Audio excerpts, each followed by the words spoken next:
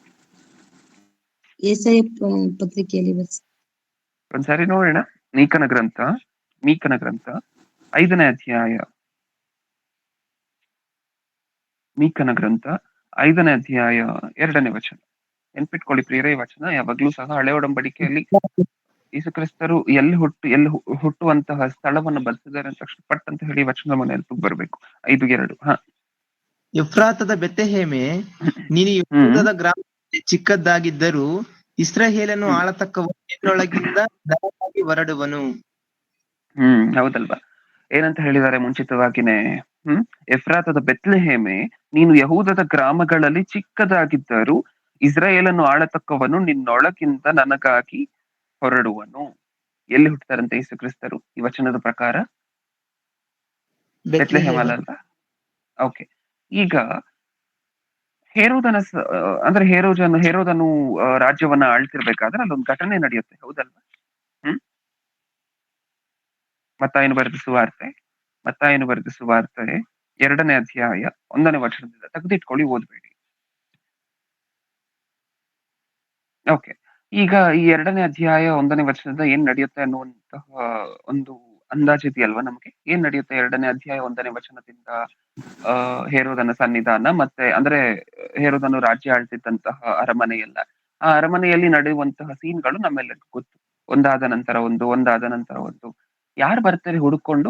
ಯೇಸುಕ್ರಿಸ್ತರು ಜನ್ಮಿಸಿದ ನಂತರ ಯೇಸುಕ್ರಿಸ್ತರನ್ನ ವಂದಿಸ್ಬೇಕು ಅಂತ ಹೇಳಿ ಯಾರು ಹುಡ್ಕೊಂಡ್ ಬರ್ತಾರೆ? ಜೋಯಿಸರು. ಈ ಹೆಸರನ್ನ ಕರೆಕ್ಟ್ ಆಗಿ ನೆನ್ಪಿಟ್ಕೊಳ್ಳಿ ಪ್ರಿಯರೇ. ಈ ನಕ್ಷತ್ರವನ್ನ ಫಾಲೋ ಮಾಡ್ತಾ ಯಾರು ಹುಡುಕೊಂಡು ಮಗುವಾಗಿರುವಂತಹ ಯೇಸುಕ್ರಿಸ್ತರ ಹತ್ರ ಬರ್ತಾರೆ? ಜೋಯಿಸರು, ಹೌದಲ್ವಾ? ಇವ್ರು ಹುಡುಕೊಂಡ್ ಬರ್ತಾರ? ಹುಡುಕೊಂಡ್ ಬರ್ತಾರೆ. ಅಂದ್ರೆ ಇವ್ರಿಗೇನ್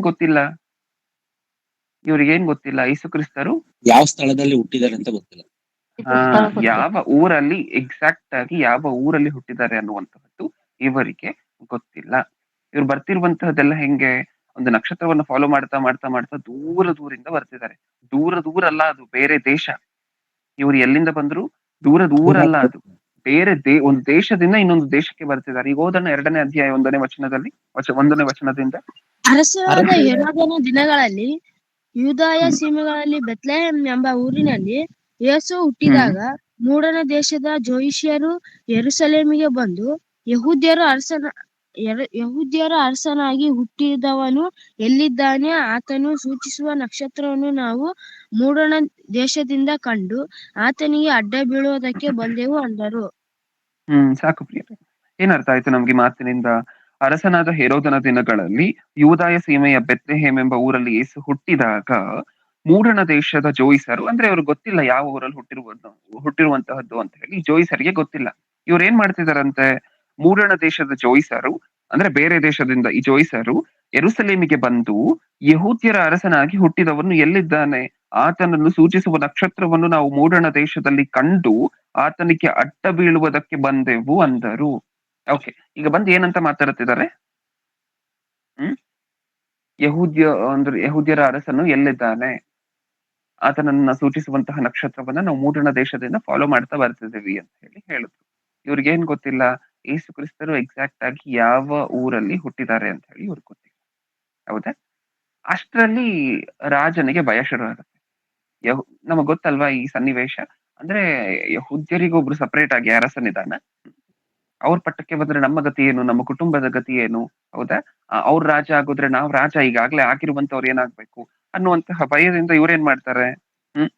ಎಲ್ರನ್ನ ಕರೀತಾರಂತೆ. ಯಾರ್ಯಾರನ್ನ? ಮಹಾಯಾಜಕರನ್ನ, ಶಾಸ್ತ್ರಿಗಳನ್ನ, ಎಲ್ಲರನ್ನೂ ಸಹ ಕರೆದು ಇಷ್ಟಕ್ಕೂ ಅವ್ರಿಗೇನೋ ಗೊತ್ತಿಲ್ಲ. ಅವ್ರು ಬಂದಿದಾರಲ್ವಾ, ನಕ್ಷತ್ರವನ್ನ ಫಾಲೋ ಮಾಡ್ತಾ ಬಂದಿದಾರಲ್ವಾ ಜೋಯಿಸರು, ಅವ್ರಿಗೆ ಯಾವ ಊರಲ್ಲಿ ಹುಟ್ಟಿದ್ದಾರೆ ಯೇಸು ಕ್ರಿಸ್ತರು ಅಂತ ಹೇಳಿ ಗೊತ್ತಿಲ್ಲ. ಅವ್ರು ಬಂದು ನಮ್ಮನ್ನ ಕೇಳ್ತಿದ್ದಾರೆ, ಪಾಪ ಅವ್ರಿಗೆ ಗೊತ್ತಿಲ್ಲ. ಅದೇ ಹೌದಾ? ಓಕೆ. ಈಗ ನಮ್ಮ ಆಸ್ಥಾನದಲ್ಲಿ ಇದಾರಲ್ವಾ ಶಾಸ್ತ್ರಿಗಳು, ಮಹಾಯಾಜಕರೆಲ್ಲ. ಓಕೆ, ನೀವೆಲ್ಲರೂ ಒಂದು ಗುಂಪಿನಲ್ಲಿ, ಅಂದ್ರೆ ಈಗ ತಕ್ಷಣ ಸೇರಿ ಬರ್ಬೇಕು. ಏನಕ್ಕೋಸ್ಕರ ಅಂತ ಹೇಳಿದ್ರೆ, ನಾನು ಇನ್ವೆಸ್ಟಿಗೇಟ್ ಮಾಡ್ಬೇಕು ಒಂದು ಮ್ಯಾಟರ್ನ ಕುರಿತಂತೆ ನಿಮ್ ಹತ್ರ. ಯಾವ ಮ್ಯಾಟ್ರು ಅಂತ ಹೇಳಿದ್ರೆ, ಇಷ್ಟಕ್ಕೂ ಈ ಶಾಸ್ತ್ರ ಗ್ರಂಥದಲ್ಲಿ ಈಗಾಗ್ಲೇ ಬರ್ದಿರುವಂತ ಶಾಸ್ತ್ರ ಗ್ರಂಥಗಳಲ್ಲಿ ಯೇಸು ಕ್ರಿಸ್ತರು ಯಾವ ಊರಲ್ಲಿ ಹುಟ್ಟುತ್ತಾರೆ ಅಂತ ಹೇಳಿ ಬರ್ತಿದಾರಾ ಅಂತ ಹೇಳಿ ಕೇಳ್ತಾರೆ. ಯಾರನ್ನ ಕೇಳ್ತಾರೆ? ಶಾಸ್ತ್ರಿಗಳನ್ನ, ಮಹಾಯಾಜಕರನ್ನ. ಯಾರು ಕೇಳ್ತಾರೆ? ರಾಜ, ಹೌದಲ್ವಾ? ಓಕೆ. ಈಗ ಆಸ್ಥಾನದಲ್ಲಿ ಇನ್ನೂ ಯಾರಿದ್ದಾರೆ ಪಾಪ ಬಾಯ್ ಬಾಯ್ ಬಿಟ್ಕೊಂಡು ಯಾರು ನೋಡ್ತಿದ್ದಾರೆ? ಇವ್ರು ಹೇಳ್ತಾರೇನೋ, ಅವ್ರು ಹೇಳ್ತಾರೇನೋ ಯೇಸು ಕ್ರಿಸ್ತರು ಎಲ್ಲಿ ಹುಟ್ಟಿದ್ದಾರೆ ಅಂತ ಯಾರು ನೋಡ್ತಿದ್ದಾರೆ ಹಿಂಗೆ? ಜೋಯಿಸರು. ಜೋಯಿ ಸರ್ ಹೌದಲ್ವಾ? ಅಷ್ಟು ಸನ್ನಿವೇಶ ನಿಮ್ ಹಾಗೆ ಇರ್ಬೇಕು ಪ್ರಿಯರೇ ನಿಮ್ಮ ಮನಸ್ಸುಗಳಲ್ಲಿ. ಆ ಸೀನ್ ಪೂರ್ತಿ ನಮ್ಗೆ ಅರ್ಥ ಆಯ್ತಲ್ವಾ ಯಾರ್ಯಾರಿದ್ದಾರೆ ಆ ಸೀನ್ ಅಲ್ಲಿ? ಮೊಟ್ಟ ಮೊದಲನೇದಾಗಿ ರಾಜ, ಎರಡನೇದಾಗಿ ಜೋಯಿಸರು, ಮೂರನೇದಾಗಿ ಶಾಸ್ತ್ರಿಗಳು ಮತ್ತೆ ಮಹಾಯಾಜಕರು. ಹೌದಲ್ವಾ? ಇಷ್ಟು ಜನ ಇದ್ದಾರೆ. ಜೋಯಿಸರು ನೋಡ್ತಿದ್ದಾರೆ ಯಾರು ಹೇಳ್ತಾರೆ ಯೇಸು ಕ್ರಿಸ್ತರು ಯಾವ ಊರಿನಲ್ಲಿ ಹುಟ್ಟಿದ್ದಾರೆ ಅಂತ ಯಾರು ಹೇಳ್ತಾರೆ ಅಂತ ನೋಡ್ತಿದ್ದಾರೆ, ಅವರನ್ನ ಅವರನ್ನ. ಹೌದಾ? ಈ ಶಾಸ್ತ್ರಿಗಳು ಮಹಾಯಾಜಕರು ನಿಂತಿದ್ದಾರೆ ರಾಜನು ಕೇಳಿದಂತಹ ಪ್ರಶ್ನೆಗೆ ಉತ್ತರ ಕೊಡ್ಲಿಕ್ಕೆ ರೆಡಿಯಾಗಿ. ಇಷ್ಟಕ್ಕೂ ರಾಜ ಕೇಳಿದಂತಹ ಪ್ರಶ್ನೆ ಏನು? ಯಹೂದ್ಯರ ಅರಸನು ಎಲ್ಲಿ? ಎಲ್ಲಿ ಹುಟ್ಟಿದ್ದಾರೆ ನಿಮಗ್ ಗೊತ್ತಾ ಅಂತ ಹೇಳಿ ಶಾಸ್ತ್ರಿಗಳು ಮತ್ತೆ ಮಹಾಯಾಜಕರನ್ನ ಕೇಳ್ತಿದ್ದಾರೆ. ರಾಜ ಈ ಪ್ರಶ್ನೆಯನ್ನ ಕೇಳಿ ಮುಗಿಸಿದ್ರೋ ಇಲ್ವೋ ಗೊತ್ತಿಲ್ಲ, ಆದ್ರೆ ಶಾಸ್ತ್ರಿಗಳು ಮತ್ತೆ ಮಹಾಯಾಜಕರ ಬಾಯಿಂದ ಪಟ್ ಅಂತ ಹೇಳಿ ಆನ್ಸರ್ ಬರುತ್ತೆ. ಏನಂತ? ಯಹೂದದ ಹ್ಮ್ ನೀವು ಕೇಳ್ತಂತಹ ಯಹೂದ್ಯರ ಅರಸನು ಯೂದಾಯ ಸೀಮೆಯ ಬೆತ್ಲೆಹೇಮಲ್ಲಿ ಹುಟ್ಟಿದ್ದಾರೆ. ನಾವು ಓದಿದೀವಿ, ಬರ್ಸಿದ್ದಾರೆ ಶಾಸ್ತ್ರ ಗ್ರಂಥದಲ್ಲಿ. ಅದನ್ನ ನಮಗ್ ತೆಗಿದ್ ನೋಡ್ಬೇಕಾಗಿರುವಂತ ಅವಶ್ಯಕತೆ ಇಲ್ಲ. ನಮ್ಮ ಬಾಯಲ್ಲಿದೆ. ಹಳೆ ಒಡಂಬಡಿಕೆಯಲ್ಲಿ ಬರ್ದಿರುವಂತ ಪ್ರತಿಯೊಂದು ಶಾಸ್ತ್ರದ ಮಾತು ಸಹ ನಮ್ಮ ಬಾಯಲ್ಲಿದೆ, ನಮ್ಮ ನಾಲಿಗೆಯ ತುದಿಯಲ್ಲಿದೆ. ಇನ್ನೊಂದ್ಸರಿ ಓದೋಣ ಮಾತನ್ನ. ಅರಸನಾದ ಹೆರೋದನ ದಿನಗಳಲ್ಲಿ ಯೂದಾಯ ಸೀಮೆಯ ಬೆತ್ಲೆಹೇಮ್ ಎಂಬ ಊರಲ್ಲಿ ಯೇಸು ಹುಟ್ಟಿದಾಗ ಮೂಡಣ ದೇಶದ ಜೋಯಿಸರು ಯೆರೂಸಲೇಮಿಗೆ ಬಂದು, ಯಹೂದ್ಯರ ಅರಸನಾಗಿ ಹುಟ್ಟಿದವನು ಎಲ್ಲಿದ್ದಾನೆ? ಆತನನ್ನು ಸೂಚಿಸುವ ನಕ್ಷತ್ರವನ್ನು ನಾವು ಮೂಡಣ ದೇಶದಲ್ಲಿ ಕಂಡು ಆತನಿಗೆ ಅಡ್ಡ ಬೀಳುವುದಕ್ಕೆ ಬಂದೆವು ಅಂದರು. 3ನೇ ವಚನ. ಇದನ್ನು ಕೇಳಿ ಅರಸನಾದ ಹೆರೋದನು ಅವನು ಕೂಡ ಯೆರೂಸಲೇಮಿನವರೆಲ್ಲರೂ ಕಳವಳ ಪಟ್ಟರು. 4ನೇ ವಚನ. ಅವನು ಯಹೂದ್ಯರ ಎಲ್ಲಾ ಮಹಾಯಾಜಕರನ್ನು ಶಾಸ್ತ್ರಿಗಳನ್ನು ಕೂಡಿಸಿ ಕ್ರಿಸ್ತನು ಹುಟ್ಟಬೇಕಾದದ್ದು ಎಲ್ಲಿ ಎಂದು ಅವರನ್ನು ಕೇಳಿದನು. 5ನೇ ವಚನ. ಅವರು ಅವನಿಗೆ ಯೂದಾಯದ ಬೆತ್ಲೆಹೇಮಿನಲ್ಲಿಯೇ. ಎಷ್ಟು ನೀಟಾಗಿ ಆನ್ಸರ್ ಕೊಟ್ರು. ತೆಗೆದ್ ನೋಡ್ತೀವಿ ರಾಜ, ನಮಗ್ ನೆನಪಿಲ್ಲ. ಒಂದ್ಸರಿ ಶಾಸ್ತ್ರ ಗ್ರಂಥಗಳನ್ನು ತೆಗೆದ್ ನೋಡ್ತೀನಿ, ಮೀಕನ ಗ್ರಂಥವನ್ನ ಒಂದ್ಸರಿ ಓಪನ್ ಮಾಡಿ ನೋಡ್ತೀನಿ, ಎಲ್ಲೋ ಓದಂಗ್ ನೆನಪಿದೆ ಅಂದ್ರೆ ಹೇಳಿ ಅಂದ್ರ ರಾಜ ಒಂದ್ 5 ನಿಮಿಷ ಟೈಮ್ ಕೊಡು, ತೆಗೆದ್ ನೋಡಿ ಹೇಳ್ತೀವಿ ಎಲ್ಲಿ ಹುಟ್ಟಿದಾರೋ ಅಂತ ಹೇಳಿದ್ರ ಇಲ್ಲ, ತಕ್ಷಣ ಹೇಳಿದ್ರು. ಪಟ್ ಅಂತ ಹೇಳಿ ಅವ್ರಿಗೆ ಆನ್ಸರ್ ಬಂತು ಬಾಯಲ್ಲಿ. ಹೌದಾ? ಇನ್ನ ರಾಜ ಆ ಪ್ರಶ್ನೆಯನ್ನು ಕೇಳಿ ಮುಗಿಸಿದ್ರೋ ಇಲ್ವೋ, ಪಟ್ ಅಂತ ಹೇಳಿ ಯೇಸು ಕ್ರಿಸ್ತರು ಎಲ್ಲಿ ಹುಟ್ಟಿದ್ರು ಅಂದ್ರೆ ಯೂದಾಯದ ಅರಸನು ಅಂದ್ರೆ ಯಹೂದ್ಯರ ಅರಸನು ಎಲ್ಲಿ ಹುಟ್ಟಿದ್ರು ಅಂದ ತಕ್ಷಣ ಬೆತ್ಲೆಹೇಮಲ್ಲೇ. ಯಶನಾಗ ಆನ್ಸರ್ ಹೇಳಿದ್ರು. ಹೌದಾ ಇಲ್ವಾ? ಅಂದ್ರೆ ಇವ್ರಿಗೆ ಏನೇ ನೀವು ರೆಫರೆನ್ಸ್ ಗಳು ಬಾಯಲ್ಲಿ ಇದೆಯಾ ಇವ್ರಿಗೆ?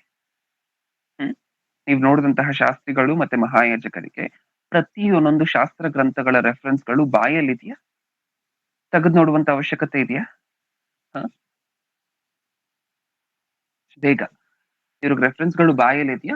ತೆಗೆದು ನೋಡ್ಬೇಕಾಗಿರುವಂತ ಅನಿವಾರ್ಯತೆ ಅವಶ್ಯಕತೆ ಏನಾದ್ರೂ ಇದೆಯಾ? ಇಲ್ಲ. ನಾಲ್ಗೆ ತುದಿಯಲ್ಲಿ ಇದೆಯಲ್ವಾ? ಪ್ರತಿಯೊಂದೊಂದು ರೆಫರೆನ್ಸ್ ಗಳು ಸಹ ಶಾಸ್ತ್ರ ಗ್ರಂಥದಲ್ಲಿ ಬರೆದಿರುವಂತಹ ಪ್ರತಿಯೊಂದು ಮಾತು ಸಹ ನಾಲಿಗೆ ತುದಿಯಲ್ಲಿದೆ ಅಲ್ವಾ? ಪಟ್ ಅಂತ ಹೊರಗಡೆ ಬರುತ್ತಲ್ವಾ ಕೇಳಿದ ತಕ್ಷಣ. ಹೌದಲ್ವಾ? ಏನ್ ಅನ್ಸ್ತಿದೆ ನಿಮಗೆ ಇದನ್ನ ನೋಡಿದಾಗ? ಇವ್ರನ್ನ ನೋಡಿ ಹೊಗಳ್ತಾರೆ ಇವಾಗ ಅಂತ ಅನ್ಸುತ್ತಾ? ಇಷ್ಟವರೆಗೂ ಸಂದೇಶ ಕೇಳಿದ ನಂತರ ಹೌದು ರೆಫರೆನ್ಸ್ ಗಳು ನಾಲಿಗೆ ತುದಿಲಿದೆಯಂತೆ ಇವ್ರಿಗೆ, ಇವ್ರ ತರನೇ ನಾವು ಇರ್ಬೇಕು, ಇವ್ರನ್ನ ನೋಡಿ ಹೊಗಳ್ತಿರುವಂತಹದ್ದೇ ಸಂದೇಶ ಅಂತ ಅನಿಸ್ತಿದ್ಯಾ? ಇನ್ನೊಂದ್ ಸ್ವಲ್ಪ ಹೊತ್ತು ತಾಳ್ಮೆಯಿಂದ ಕೇಳಿಸ್ಕೊಳ್ಳಿ. ಓಕೆ. ಇವ್ರನ್ನ ನೋಡಿದಾಗ ತುಂಬಾ ಗ್ರೇಟ್ ಅನ್ಸುತ್ತೆ ಪ್ರಿಯರೇ. ಯಾಕೆ? ರೆಫರೆನ್ಸ್ ಗಳು ನಾಲಿಗೆ ತುದಿಲಿದೆ. ಇನ್ನ ರಾಜ ಕೇಳಿ ಮುಗಿಸಿದ ತಕ್ಷಣ ಪಟ್ ಅಂತ ಹೇಳ್ತಿದ್ದಾರೆ ಬೆತ್ಲೆಹೇಮ್ ಅಂತ ಹೇಳಿ. ಅಂದ್ರೆ ಇವ್ರು ಇನ್ನು ಶಾಸ್ತ್ರ ಗ್ರಂಥವನ್ನ ಪ್ರತಿದಿನ ರಾತ್ರಿ ಹಗಲು ಕುತ್ಕೊಂಡು ಓದಬಹುದಲ್ವಾ ಅಂತ ಅನಿಸ್ತದೆ ಅಲ್ವಾ? ಅಂದ್ರೆ ಇನ್ ಎಷ್ಟು ಸರಿ ಓದಿದ್ರೆ ಆ ಮಾತನ್ನ ಇವ್ರ ನಾಲಿಗೆ ತುದಿಲಿ ಇರುತ್ತೆ ಆ ಮಾತು. ರಾತ್ರಿ ಹಗಲು ಕುತ್ಕೊಂಡು ಓದ್ತಾರೆ ಅಂತ ಅನ್ನಿಸ್ತದೆ ಅಲ್ವಾ? ಓಕೆ. ಅದ್ ಹಾಗೆ ಇರ್ಲಿ. ಈಗ ಜೋಯಿಸರು ಅಂತ ಹೇಳಿ ಇನ್ನೊಂದಷ್ಟು ಜನ ಇದ್ರಲ್ವಾ? ಇವ್ರು ಏನನ್ನ ಹುಡ್ಕೊಂಡ್ ಬಂದಿದ್ದಾರೆ ಇಷ್ಟಕ್ಕೂ? ಇವ್ರು ಶಾಸ್ತ್ರ ಗ್ರಂಥವನ್ನ ಓದಿದಾರ? ಈ ಜೋಯಿಸರು ಶಾಸ್ತ್ರ ಗ್ರಂಥವನ್ನು ಓದಿದಾರ? ಓದಿಲ್ಲ. ಯಾಕಂದ್ರೆ ಓದಿದ್ರೆ ಏನ್ ಮಾಡ್ತಾ ಇದ್ರು? ಡೈರೆಕ್ಟ್ ಆಗಿ ಯೇಸು ಕ್ರಿಸ್ತರು ಹುಟ್ಟಿದಂತ ಬೆತ್ಲೆಹೇಮ್ಗೆ ಹೋಗ್ತಿದ್ರು. ಇಲ್ಲಿ ಯಾಕೆ ಬರ್ತಾ ಇದ್ರು? ಕೇಳ್ಕೊಂಡು. ಅರಸನ ಹತ್ರ ಏನಕ್ಕೋಸ್ಕರ ಬರ್ತಿದ್ರು? ಕೇಳ್ಕೊಂಡು ಎಲ್ಲಿ ಹುಟ್ಟಿದ್ರು ಅಂತ ಕೇಳ್ಕೊಂಡು ಪಾಪ. ಹೌದಾ ಅಲ್ವಾ? ಹಾಗಾದ್ರೆ ಅವ್ರು ಏನ್ ಓದಿಲ್ಲ? ಶಾಸ್ತ್ರ ಗ್ರಂಥವನ್ನು ಓದಿಲ್ಲ. ಇವ್ರು ಏನ್ ಓದಿದ್ದಾರೆ? ಯಾಜಕರು ಮತ್ತೆ ಮಹಾಯಾಜಕರು ಶಾಸ್ತ್ರ ಗ್ರಂಥವನ್ನ ಚೆನ್ನಾಗಿ ಓದಿದ್ದಾರೆ, ಪರಿಶೋಧನೆ ಮಾಡಿದ್ದಾರೆ, ಪರಿಶೀಲನೆ ಮಾಡಿದ್ದಾರೆ. ಓಕೆ. ಇವ್ರಿಗಿರುವಂತಹ ವ್ಯತ್ಯಾಸ ಏನು ಅಂತ ಅರ್ಥ ಆಯ್ತು ನಮ್ಗೆ. ಜೋಯಿಸರು ಶಾಸ್ತ್ರ ಗ್ರಂಥವನ್ನ ಅಷ್ಟರ ಮಟ್ಟಿಗೆ ತಿಳ್ಕೊಂಡಿಲ್ಲ. ಶಾಸ್ತ್ರಿಗಳು ಮತ್ತೆ ಮಹಾಯಾಜಕರು ಚೆನ್ನಾಗಿ ಅಭ್ಯಾಸ ಮಾಡಿ ತಿಳ್ಕೊಂಡಿದ್ದಾರೆ. ಇವರಿಬ್ರು ನಮಗ್ ಕಾಣಿಸಿದ್ರ? ಇವರಿಬ್ಬರಿಗೂ ಇರುವಂತಹ ವ್ಯತ್ಯಾಸ ನಮ್ಗೆ ಅರ್ಥ ಆಯ್ತಾ? ಶಾಸ್ತ್ರಿಗಳಿಗೆ ಒಂದ್ ಕಡೆ, ಇನ್ನೊಂದ್ ಕಡೆ ಜೋಯಿಸರಿಗೆ. ಇವ್ರಿಗಿಬ್ಬರಿಗೂ ಇರುವಂತಹ ವ್ಯತ್ಯಾಸ ನಮ್ಗೆ ಅರ್ಥ ಆಯ್ತಲ್ವಾ? ಓಕೆ. ಈಗ ಈ ರಾಜನ ಆಸ್ಥಾನ ಇದೆಯಲ್ವಾ ಯೆರೂಸಲೇಮಲ್ಲಿ, ಈ ರಾಜನ ಆಸ್ಥಾನದಿಂದ ಯೇಸು ಕ್ರಿಸ್ತರು ಹುಟ್ಟಿದಂತ ಊರು ಅಂದ್ರೆ ಬೆತ್ಲೆಹೇಮ್ಗೆ ಎಷ್ಟು ದೂರ ಗೊತ್ತಾ? ಸುಮಾರು 9 ಕಿಲೋಮೀಟರ್. ಎಷ್ಟು ದೂರ? ಈ ರಾಜನ ಆಸ್ಥಾನ ಮತ್ತೆ ಯೇಸು ಕ್ರಿಸ್ತರು ಹುಟ್ಟಿರುವಂತಹ ಊರು, ಇದಕ್ಕಿರುವಂತಹ ಡಿಸ್ಟೆನ್ಸ್ ಎಷ್ಟು? 9 9 ಕಿಲೋಮೀಟರ್. ಕಿಲೋಮೀಟರ್. ಹಾಗಾದ್ರೆ ಈ ಶಾಸ್ತ್ರಿಗಳು ಮತ್ತೆ ಮಹಾಯಾಜಕರೆಲ್ಲ ಇದಾರಲ್ವಾ, ಇವರೆಲ್ಲ ಎಲ್ಲಿರುವಂತಹದ್ದು? ಇವ್ರ ವಾಸಸ್ಥಾನ ಎಲ್ಲಿರುತ್ತೆ? ಮೋಸ್ಟ್ಲಿ ಆ ರಾಜನ ಆಸ್ಥಾನದಲ್ಲಿ ಎಲ್ಲ ಸುತ್ತಮುತ್ತ ಇರುತ್ತೆ, ನಿಜಾನ ಇಲ್ವಾ? ಹಾಗಾದ್ರೆ ಈ ಶಾಸ್ತ್ರಿಗಳು ಮತ್ತೆ ಮಹಾಯಾಜಕರಿದಾರಲ್ವಾ, ಚೆನ್ನಾಗಿ ತಿಳ್ಕೊಂಡಿರುವಂತವ್ರು, ಚೆನ್ನಾಗಿ ಅಭ್ಯಾಸ ಮಾಡಿರುವಂತವ್ರು, ರಾತ್ರಿ ಹಗಲು ಕುತ್ಕೊಂಡು ಓದಿ ಇದನ್ನ ನಾನು ಓದ್ಬೇಕು ಅಂತ ಹಂಬಲದಿಂದ ಓದಿರುವಂತವ್ರು ಇದಾರಲ್ವಾ, ಇವ್ರು ಇರುವಂತಹ ಸ್ಥಳಕ್ಕೂ ಯೇಸು ಕ್ರಿಸ್ತರು ಹುಟ್ಟಿರುವಂತಹ ಆ ಗ್ರಾಮಕ್ಕೂ ಇರುವಂತಹ ಡಿಸ್ಟೆನ್ಸ್ ಎಷ್ಟು ಹಾಕಿದ್ರೆ 9 ಕಿಲೋಮೀಟರ್. ಹೌದಾ? ಓಕೆ. ಈಗ ಜೋಯಿಸರ್ ಇದ್ರಲ್ವಾ, ಆ ಜೋಯಿಸರು ಮೂಡಣ ದೇಶದಿಂದ ಎಲ್ಲಿಂದಲೋ ಬಂದ್ರಂತೆ. ಅಂದ್ರೆ ಒಂದು ದೇಶವನ್ನು ಬಿಟ್ಟು ಇನ್ನೊಂದು ದೇಶಕ್ಕೆ ಬಂದಿದ್ದಾರೆ ಯೇಸು ಕ್ರಿಸ್ತರನ್ನ ಹುಡುಕೊಂಡು, ಯೇಸು ಕ್ರಿಸ್ತರು ಹುಟ್ಟಿರುವಂತ ಊರನ್ನು ಹುಡುಕೊಂಡು. ಇವ್ರು ಎಷ್ಟು ಕಿಲೋಮೀಟರ್ ಬಂದಿರಬಹುದು? ಇವರು ಎಷ್ಟು ಕಿಲೋಮೀಟರ್ ಬಂದಿರಬಹುದು? 1000 ಕಿಲೋಮೀಟರ್ ಅಂತ ಅನ್ಕೋಬಹುದಾ? ಹೌದಾ? 1000 ಕಿಲೋಮೀಟರ್ ಅಂತ, 1000 ಕಿಲೋಮೀಟರ್ ಅಂತ ಅನ್ಕೊಳ್ಳೋಣ ಹೋಗ್ಲಿ, 1000 ಕಿಲೋಮೀಟರ್. ಓಕೆ.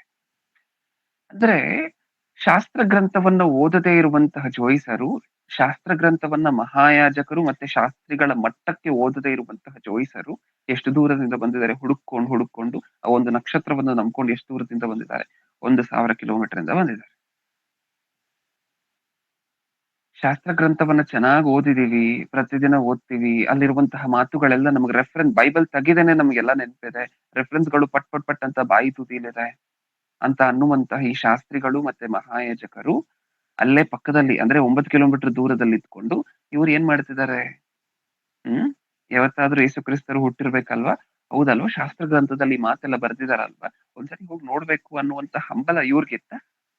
ಪಕ್ಕದಲ್ಲಿದ್ದಾರೆ, ಯೇಸು ಕ್ರಿಸ್ತರು ಹುಟ್ಟಿದಂತಹ ಗ್ರಾಮದ ಪಕ್ಕದಲ್ಲಿ 9 ಕಿಲೋಮೀಟರ್ ದೂರದಲ್ಲಿದ್ದಾರೆ. ಆ ಹಂಬಲ ಇವರಿಗಿಲ್ಲ. ಪಕ್ಕದಲ್ಲಿರುವಂತಹ ಆ ಊರ ಹೆಸರು ಗೊತ್ತಿರುವಂತಹ ಆ ಶಾಸ್ತ್ರಿಗಳು ಮತ್ತೆ ಮಹಾಯಾಜಕರಿಗಿಲ್ಲ ಆ ಹಂಬಲ. ಯಾರಿಗಿದೆ? ಎಲ್ಲೋ 1000 ಕಿಲೋಮೀಟರ್ ದೂರ ಇರುವಂತಹ ಜೋಯಿಸರಿಗಿದೆ. ಅರ್ಥ ಆಯ್ತಾ ನಮಗೆ? ಈಗ ಯೇಸು ಕ್ರಿಸ್ತರು ಮೂಡಣ ದೇಶ ಅಂದ್ರೆ ಯೇಸು ಕ್ರಿಸ್ತರು ಯೆರೂಸಲೇಮಿನ ಒಂದು ಸಣ್ಣ ಗ್ರಾಮವಾಗಿರುವಂತಹ ಬೆತ್ಲೆಹೇಮಲ್ಲಿ ಹುಟ್ಟುತ್ತಾರೆ ಅನ್ನುವಂತಹ ಆ ವಾಕ್ಯದ ಭಾವನೆ ಯಾರಿಗ್ ತಿಳಿತು? ಯಾರಿಗ ಮಾತು ಅರ್ಥ ಆಯ್ತು ಅಂತ ನೀವು ಹೇಳಿ? ಜೋಯಿಸರಿಗೆ ಅರ್ಥ ಆಯ್ತಾ ಅಥವಾ ಶಾಸ್ತ್ರಿಗಳಿಗೆ ಅರ್ಥ ಆಯ್ತಾ? ಆ ಮಾತಿನ ಭಾವನೆ ಯಾರಿಗ ಅರ್ಥ ಆಯ್ತು? ಜೋಯಿಸರಿಗ? ಶಾಸ್ತ್ರಿಗಳಿಗೆ ಅರ್ಥ ಆಗಿಲ್ವಾ? ಅವ್ರಿಗೆ ಗೊತ್ತಿತ್ತಲ್ವಾ ಪ್ರಿಯರೇ ಮಾತು? ಅವ್ರಿಗೆ ರೆಫರೆನ್ಸ್ ಸಮೇತವಾಗಿ ಗೊತ್ತಿತ್ತಲ್ವಾ? ವಾಕ್ಯ ನೋಡಿದರೆ, ಓದಿದರೆ ಅಥವಾ ಕೇಳಿದರೆ ಅಂದ ಮಾತ್ರಕ್ಕೆ ಆ ಮಾತು ಅರ್ಥ ಆಗಿದೆ ಅಂತಲ್ಲ ಅದರ ಅರ್ಥ. ಹೌದಲ್ವಾ? ಅದು ನೀಟಾಗಿ ಎಕ್ಸಾಂಪಲ್ ನ ಮೂಲಕ ನಮಗೆ ಗೊತ್ತಾಯ್ತಾ? ಈ ಜೋಯಿಸರು ಮತ್ತೆ ಆ ಶಾಸ್ತ್ರಿಗಳು ಮಹಾಯಾಜಕರು ಇವರಿಬ್ಬರ ನಡುವೆ ಇರುವಂತಹ ವ್ಯತ್ಯಾಸವನ್ನ ನೋಡಿದಾಗ ಸ್ಪಷ್ಟವಾಗಿ ನಮ್ಗೆ ಗೊತ್ತಾಯ್ತಾ? ವಾಕ್ಯ ಅನ್ನುವಂತಹದ್ದು ರೆಫರೆನ್ಸ್ ಗಳು ಸತ್ಯವೇದದಲ್ಲಿ ಎಲ್ಲೆಲ್ಲಿದೆ ಅಂತ ಹೇಳಿ ಗೊತ್ತಿದ್ದ ಮಾತ್ರಕ್ಕೆ ವಾಕ್ಯ ಗೊತ್ತಿರುವಂತೆ ಅಲ್ಲ ನಮಗೆ. ಹೌದಾ? ಸತ್ಯವೇದದಲ್ಲಿರುವಂತಹ ಮಾತೆಲ್ಲ ಪಟ್ ಅಂತ ಹೇಳ್ತಿದೀವಿ ಅನರ್ಗಣವಾಗಿ ಅಂತ ಮಾತ್ರಕ್ಕೆ ಆ ಮಾತಲ್ಲಿರುವಂತಹ ಭಾವನೆ ನಮ್ಗೆ ಅರ್ಥ ಆದಂತೆ ಅಲ್ಲ. ಇನ್ನೊಬ್ಬ ವ್ಯಕ್ತಿ ಇದ್ದಾರೆ, ಅವ್ರಿಗೆ ರೆಫರೆನ್ಸ್ ಗಳು ಬಾಯಲ್ಲಿ ಇಲ್ಲದೆ ಇರಬಹುದು, ಆದ್ರೆ ಆ ಮಾತಲ್ಲಿರುವಂತಹ ಸಾರಾಂಶ, ಭಾವನೆ ಅವ್ರಿಗೆ ಅರ್ಥ ಆಗಿದೆ. ಅವ್ರು ಅದರ ಪ್ರಕಾರ ನಡೀತಿದ್ದಾರೆ. ಅವ್ರು ಅದಕ್ಕೆ ಆಕ್ಷನ್, ಅವ್ರು ಏನ್ ಕೇಳಿದಾರೋ ಅದಕ್ಕೆ ಆಕ್ಷನ್ ತಗೊಂಡು ನಡೀತಿದ್ದಾರೆ. ಒಂದ್ ಕಡೆ ಒಬ್ಬ ವ್ಯಕ್ತಿ ಇದ್ದಾನೆ, ಇನ್ನೊಂದ್ ಕಡೆ ಇನ್ನೊಬ್ಬ ವ್ಯಕ್ತಿ ಇದ್ದಾನೆ ಅಂತ ಅನ್ಕೊಳ್ಳಿ. ಒಬ್ಬ ವ್ಯಕ್ತಿಗೆ ರೆಫರೆನ್ಸ್ ಗಳೆಲ್ಲ ಗೊತ್ತು, ವಾಕ್ಯ ಎಲ್ಲ ಆಲ್ಮೋಸ್ಟ್ ಓದಿದಾನೆ, ಹೌದಾ? ಇದೆಲ್ಲ ಗೊತ್ತಿತ್ತು, 10 ವಚನ ಗೊತ್ತು ಅಂತ ಅನ್ಕೊಳ್ಳಿ. 10 ವಚನ ಗೊತ್ತು ಒಬ್ಬ ವ್ಯಕ್ತಿಗೆ. ಅದರಲ್ಲಿ 10 ವಚನ ಹೆಂಗ್ ಗೊತ್ತು ಅಂತ ಹೇಳಿದ್ರೆ 10 ವಚನ ಓದಿದಾನೆ, 10 ವಚನವನ್ನ ಕೇಳಿದಾನೆ. ಆ 10 ವಚನ ಗೊತ್ತಿದೆ ಅಲ್ಲ, ಅದರಲ್ಲಿ ಒಂದನ್ನೂ ಸಹ ಆಕ್ಷನ್ ನ ಮೂಲಕ ನಡೀತಿಲ್ಲ ಈ ವ್ಯಕ್ತಿ. ಆ 10 ವಚನಗಳಲ್ಲಿ ಒಂದಕ್ಕೂ ಸಹ ಆಕ್ಷನ್ ತಗೊಳ್ತಿಲ್ಲ ಈ ವ್ಯಕ್ತಿ. ಆ 10 ವಚನ ಏನ್ ಹೇಳ್ತಿದೆ ಅದಕ್ಕೆ ತಕ್ಕಂತೆ, ಅದಕ್ಕೆ ಸಂಬಂಧಪಟ್ಟಂತೆ ಯಾವುದಕ್ಕೂ ಆಕ್ಷನ್ ತಗೊಂತಿಲ್ಲ ಈ ವ್ಯಕ್ತಿ. ಆ ವ್ಯಕ್ತಿಗೆ ಎಷ್ಟು ವಚನ ಗೊತ್ತು? 10 ವಚನ ಗೊತ್ತು. ಇನ್ನೊಬ್ಬ ವ್ಯಕ್ತಿ ಇನ್ನೊಂದ್ ಕಡೆ ಇದ್ದಾನೆ, ಆ ವ್ಯಕ್ತಿಗೆ ಗೊತ್ತಿರುವಂತಹದ್ದು ಒಂದೇ ವಚನ. ಆ ಒಂದು ವಚನದ ಬಗ್ಗೆ ಆ ವ್ಯಕ್ತಿ ಆಕ್ಷನ್ ತಗೊಂಡು ನಡೀತಾ ಹೋಗ್ತಿದ್ದಾನೆ. ಆ ಒಂದು ವಚನದ ಪ್ರಕಾರ ಆ ವ್ಯಕ್ತಿ ನಡೀತಿದ್ದಾನೆ. ಇವಾಗ ಇದರಲ್ಲಿ ಯಾರು ಶ್ರೇಷ್ಠರು ಅಂತ ನಿಮಗೆ ಅನ್ಸುತ್ತೆ? ಹ್ಮ್ ಒಂದು ರೆಫರೆನ್ಸ್ ತಿಳಿದಂತ ವ್ಯಕ್ತಿಯನ್ನ. ಅಲ್ವಾ? ಒಂದು ವಚನ ಗೊತ್ತು, ಆ ಒಂದು ವಚನದ ಪ್ರಕಾರ ಆ ವ್ಯಕ್ತಿ ಕೇಳಿರುವಂತಹ ಒಂದೇ ವಚನ ಆ ವ್ಯಕ್ತಿ ಕೇಳಿರುವಂತಹದ್ದು, ಆದ್ರೆ ಕೇಳಿರುವಂತಹ ಒಂದು ವಚನದ ಪ್ರಕಾರ ಆ ವ್ಯಕ್ತಿ ನಡೀತಿದ್ದಾನೆ. ದೇವ್ರು ಯಾರನ್ನ ಶ್ರೇಷ್ಠರು ಅಂತ ಎಣಿಸ್ತಾರೆ ಗೊತ್ತಾ? ಆ ಒಂದು ವಚನ ಗೊತ್ತಿದ್ದು, ಒಂದೇ ವಚನ ಕೇಳಿರುವಂತಹದ್ದು, ಒಂದೇ ವಚನ ಓದಿರುವಂತಹದ್ದು, ಆದ್ರೆ ಕೇಳಿರುವಂತಹ ಓದಿರುವಂತಹ ವಚನದ ಪ್ರಕಾರ ಆ ವ್ಯಕ್ತಿ ನಡೀತಿದ್ದಾನೆ. ಈಗ ನಾವ್ ಯಾವ ಕ್ಯಾಟಗರಿಯಲ್ಲಿ ಇರ್ಬೇಕು? ಒಂದು ವಚನ ತಿಳ್ಕೊಳ್ಳುವಂತ ಕ್ಯಾಟಗರಿಯಲ್ಲಿ ಇರ್ತೀವಿ ಬ್ರದರ್ ಅಂತ ಅನ್ಬೇಡಿ. ಯಾಕಂದ್ರೆ ತಿಳ್ಕೊಳ್ದೇ ಇರುವಂತಹದ್ದು ಒಂಥರ ತಪ್ಪೆ. ನಾವ್ ತಿಳ್ಕೊಂಡಿರುವಂತಹ ಮಾತಿನ ಪ್ರಕಾರ ನಾವ್ ನಡೆದ್ರೆ ಮಾತ್ರ ವಾಕ್ಯ ನಮಗೆ ಅರ್ಥ ಆದಂತೆ. ಈ ಪ್ರಸಂಗದ ಸಾರಾಂಶ ಇಷ್ಟೇ. ಏನು? ಕೇಳಿದ ಮಾತ್ರಕ್ಕೆ ಪ್ರಸಂಗವನ್ನ ಆ ಪ್ರಸಂಗ ನಮಗೆ ಅರ್ಥ ಆದಂತೆ ಅಲ್ಲ. ನಾವು ಸತ್ಯವೇದದಲ್ಲಿ ಒಂದು ವಚನವನ್ನ ಓದಿದ ಮಾತ್ರಕ್ಕೆ ಆ ವಚನ ನಮಗೆ ಅರ್ಥ ಆದಂತೆ ಅಲ್ಲ. ಅದರ ಭಾವನೆ, ಅದರಲ್ಲಿರುವಂತಹ ಭಾವಾರ್ಥ ನಮಗೆ ಯಾವಾಗ ಅರ್ಥ ಆದಂತೆ? ಕೇಳಿರುವಂತಹ ಮಾತಿನ ಪ್ರಕಾರ ನಾವು ನಡೆದರೆ ಅದರಲ್ಲಿರುವಂತಹ ಸಾರಾಂಶ ನಮಗೆ ಅರ್ಥ ಆದಂತೆ. ನಾನು ಪ್ರಾರಂಭದಲ್ಲಿ ಒಂದು ಉದಾಹರಣೆ ಕೊಟ್ಟೆ ನಿಮಗೆ. ಮೀನುಗಾರರು ದೋಣಿ ಹಾಕೊಂಡು ಸಮುದ್ರದೊಳಗಡೆ ಹೋಗ್ಬೇಡಿ ಅಂತ ಹೇಳಿದ್ರೆ, ಆ ಮಾತನ್ನ ಕೇಳಿದಾಗಿಯೂ ಸಹ ದೋಣಿಯನ್ನ ತಗೊಂಡು ಮೀನುಗಾರರು ಸಮುದ್ರದೊಳಗೆ ಹೋಗ್ತಿದ್ದಾರೆ ಅಂತ ಹೇಳಿದ್ರೆ, ಅದು ಅವ್ರಿಗೆ ಅರ್ಥ ಆಗಿಲ್ಲ. ಅದು ಅವ್ರು ಕೇಳ್ಸದೆ, ಅವ್ರಿಗೆ ಆ ಭಾಷೆ ಬಂದ್ರೂ ಸಹ ಅಲ್ಲಿ ಅವ್ರು ಕೇಳಿರುವಂತಹ ಪದಗಳಿಗೆ ಅರ್ಥ ಅವ್ರಿಗೆ ಗೊತ್ತಿದ್ರೂ ಸಹ ಅವ್ರಿಗೆ ಅರ್ಥ ಆಗಿಲ್ಲ. ಯಾಕಂದ್ರೆ ಅರ್ಥ ಆಗಿರೋರು ಏನ್ ಮಾಡ್ತಾರೆ? ಇಲ್ಲ, ಪ್ರಕಟಣೆ ಬರ್ತಿದೆ, ಅನೌನ್ಸ್ಮೆಂಟ್ ಆಗ್ತದೆ, ಸಮುದ್ರದೊಳಗಡೆ ಹೋಗ್ಬಾರ್ದು ಅಂತ ಹೇಳಿ, ನಾನು ಹೋಗ್ಬಾರ್ದು ಅಂತ ಹೇಳಿ ನಿಲ್ಲಿಸ್ತಾರೆ. ಯಾರು ನಿಲ್ಲಿಸ್ತಾರೋ ಅವ್ರಿಗೆ ಆ ಮಾತಿನ ಭಾವನೆ ಅರ್ಥ ಆಗಿದೆ. ಇದು ನಮ್ಗೆ ಅರ್ಥ ಆದ್ರೆ ಇಲ್ಲೂ ಸೇಮ್ ಟು ಸೇಮ್ ನಡೀತದೆ. ಒಂದ್ ಕಡೆ ಜೋಯಿಸರು, ಇನ್ನೊಂದ್ ಕಡೆ ಶಾಸ್ತ್ರಿಗಳು. ಶಾಸ್ತ್ರಿಗಳಿಗೆ ವಾಕ್ಯ ಗೊತ್ತು, ಅದರ ಪ್ರಕಾರ ನಡೀತಿಲ್ಲ. ಜೋಯಿಸರಿಗೆ ಶಾಸ್ತ್ರಿಗಳಿಗೆ ಗೊತ್ತಿರುವಷ್ಟು ವಾಕ್ಯ ಗೊತ್ತಿಲ್ಲ, ಆದ್ರೂ ಅದರ ಪ್ರಕಾರ ನಡೀಲಿಕ್ಕೆ ಪ್ರಯತ್ನ ಪಡ್ತಿದ್ದಾರೆ. ಅಲ್ವಾ? ನಾವು ಜೋಯಿಸರ ತರ ಇರ್ಬೇಕಲ್ವಾ? ಅಕಸ್ಮಾತ್ ಆಗಿ ಶಾಸ್ತ್ರಿಗಳ ತರ ಇದ್ದೀವೇನೋ? ಒಂದ್ಸರಿ ನೋಡ್ಕೊಳ್ಳೋಣ. ಅಕಸ್ಮಾತ್ ಆಗಿ ಒಂದ್ ವೇಳೆ ಶಾಸ್ತ್ರಿಗಳ ತರ ಇದ್ದೀವೇನೋ?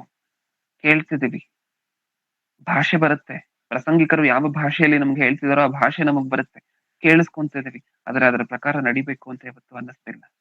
ಅದರ ಪ್ರಕಾರ ನಡಿಲಿಕ್ಕೆ ಪ್ರಯತ್ನನೂ ಪಡ್ತಿಲ್ಲ. ವೇಸ್ಟ್ ಅಲ್ವಾ? ನಾವೇ ಅಲ್ವಾ ಶಾಸ್ತ್ರಿಗಳು, ಮಹಾಯಾಜಕರು ನಾವೇ ಅಲ್ವಾ? ಆ ಶಾಸ್ತ್ರಿಗಳು ಮತ್ತೆ ಮಹಾಯಾಜಕರ ಗುಣನೇ ನಮ್ಮಲ್ಲಿರುವಂತಹದ್ದಲ್ವಾ? ಯಾರಾದ್ರೂ ರೆಫರೆನ್ಸ್ ಕೇಳಿದ ತಕ್ಷಣ ಪಟ್ ಪಟ್ ಪಟ್ ಪಟ್ ತೆಗೆದು ಹೊರಗಡೆ ಹಾಕ್ತಾ ಇರ್ತೀವಿ. ಇದಿಲ್ಲಿದೆ, ಅದಲ್ಲಿದೆ, ಇದಲ್ಲಿದೆ, ಇದಿಲ್ಲಿದೆ ಅಂತ.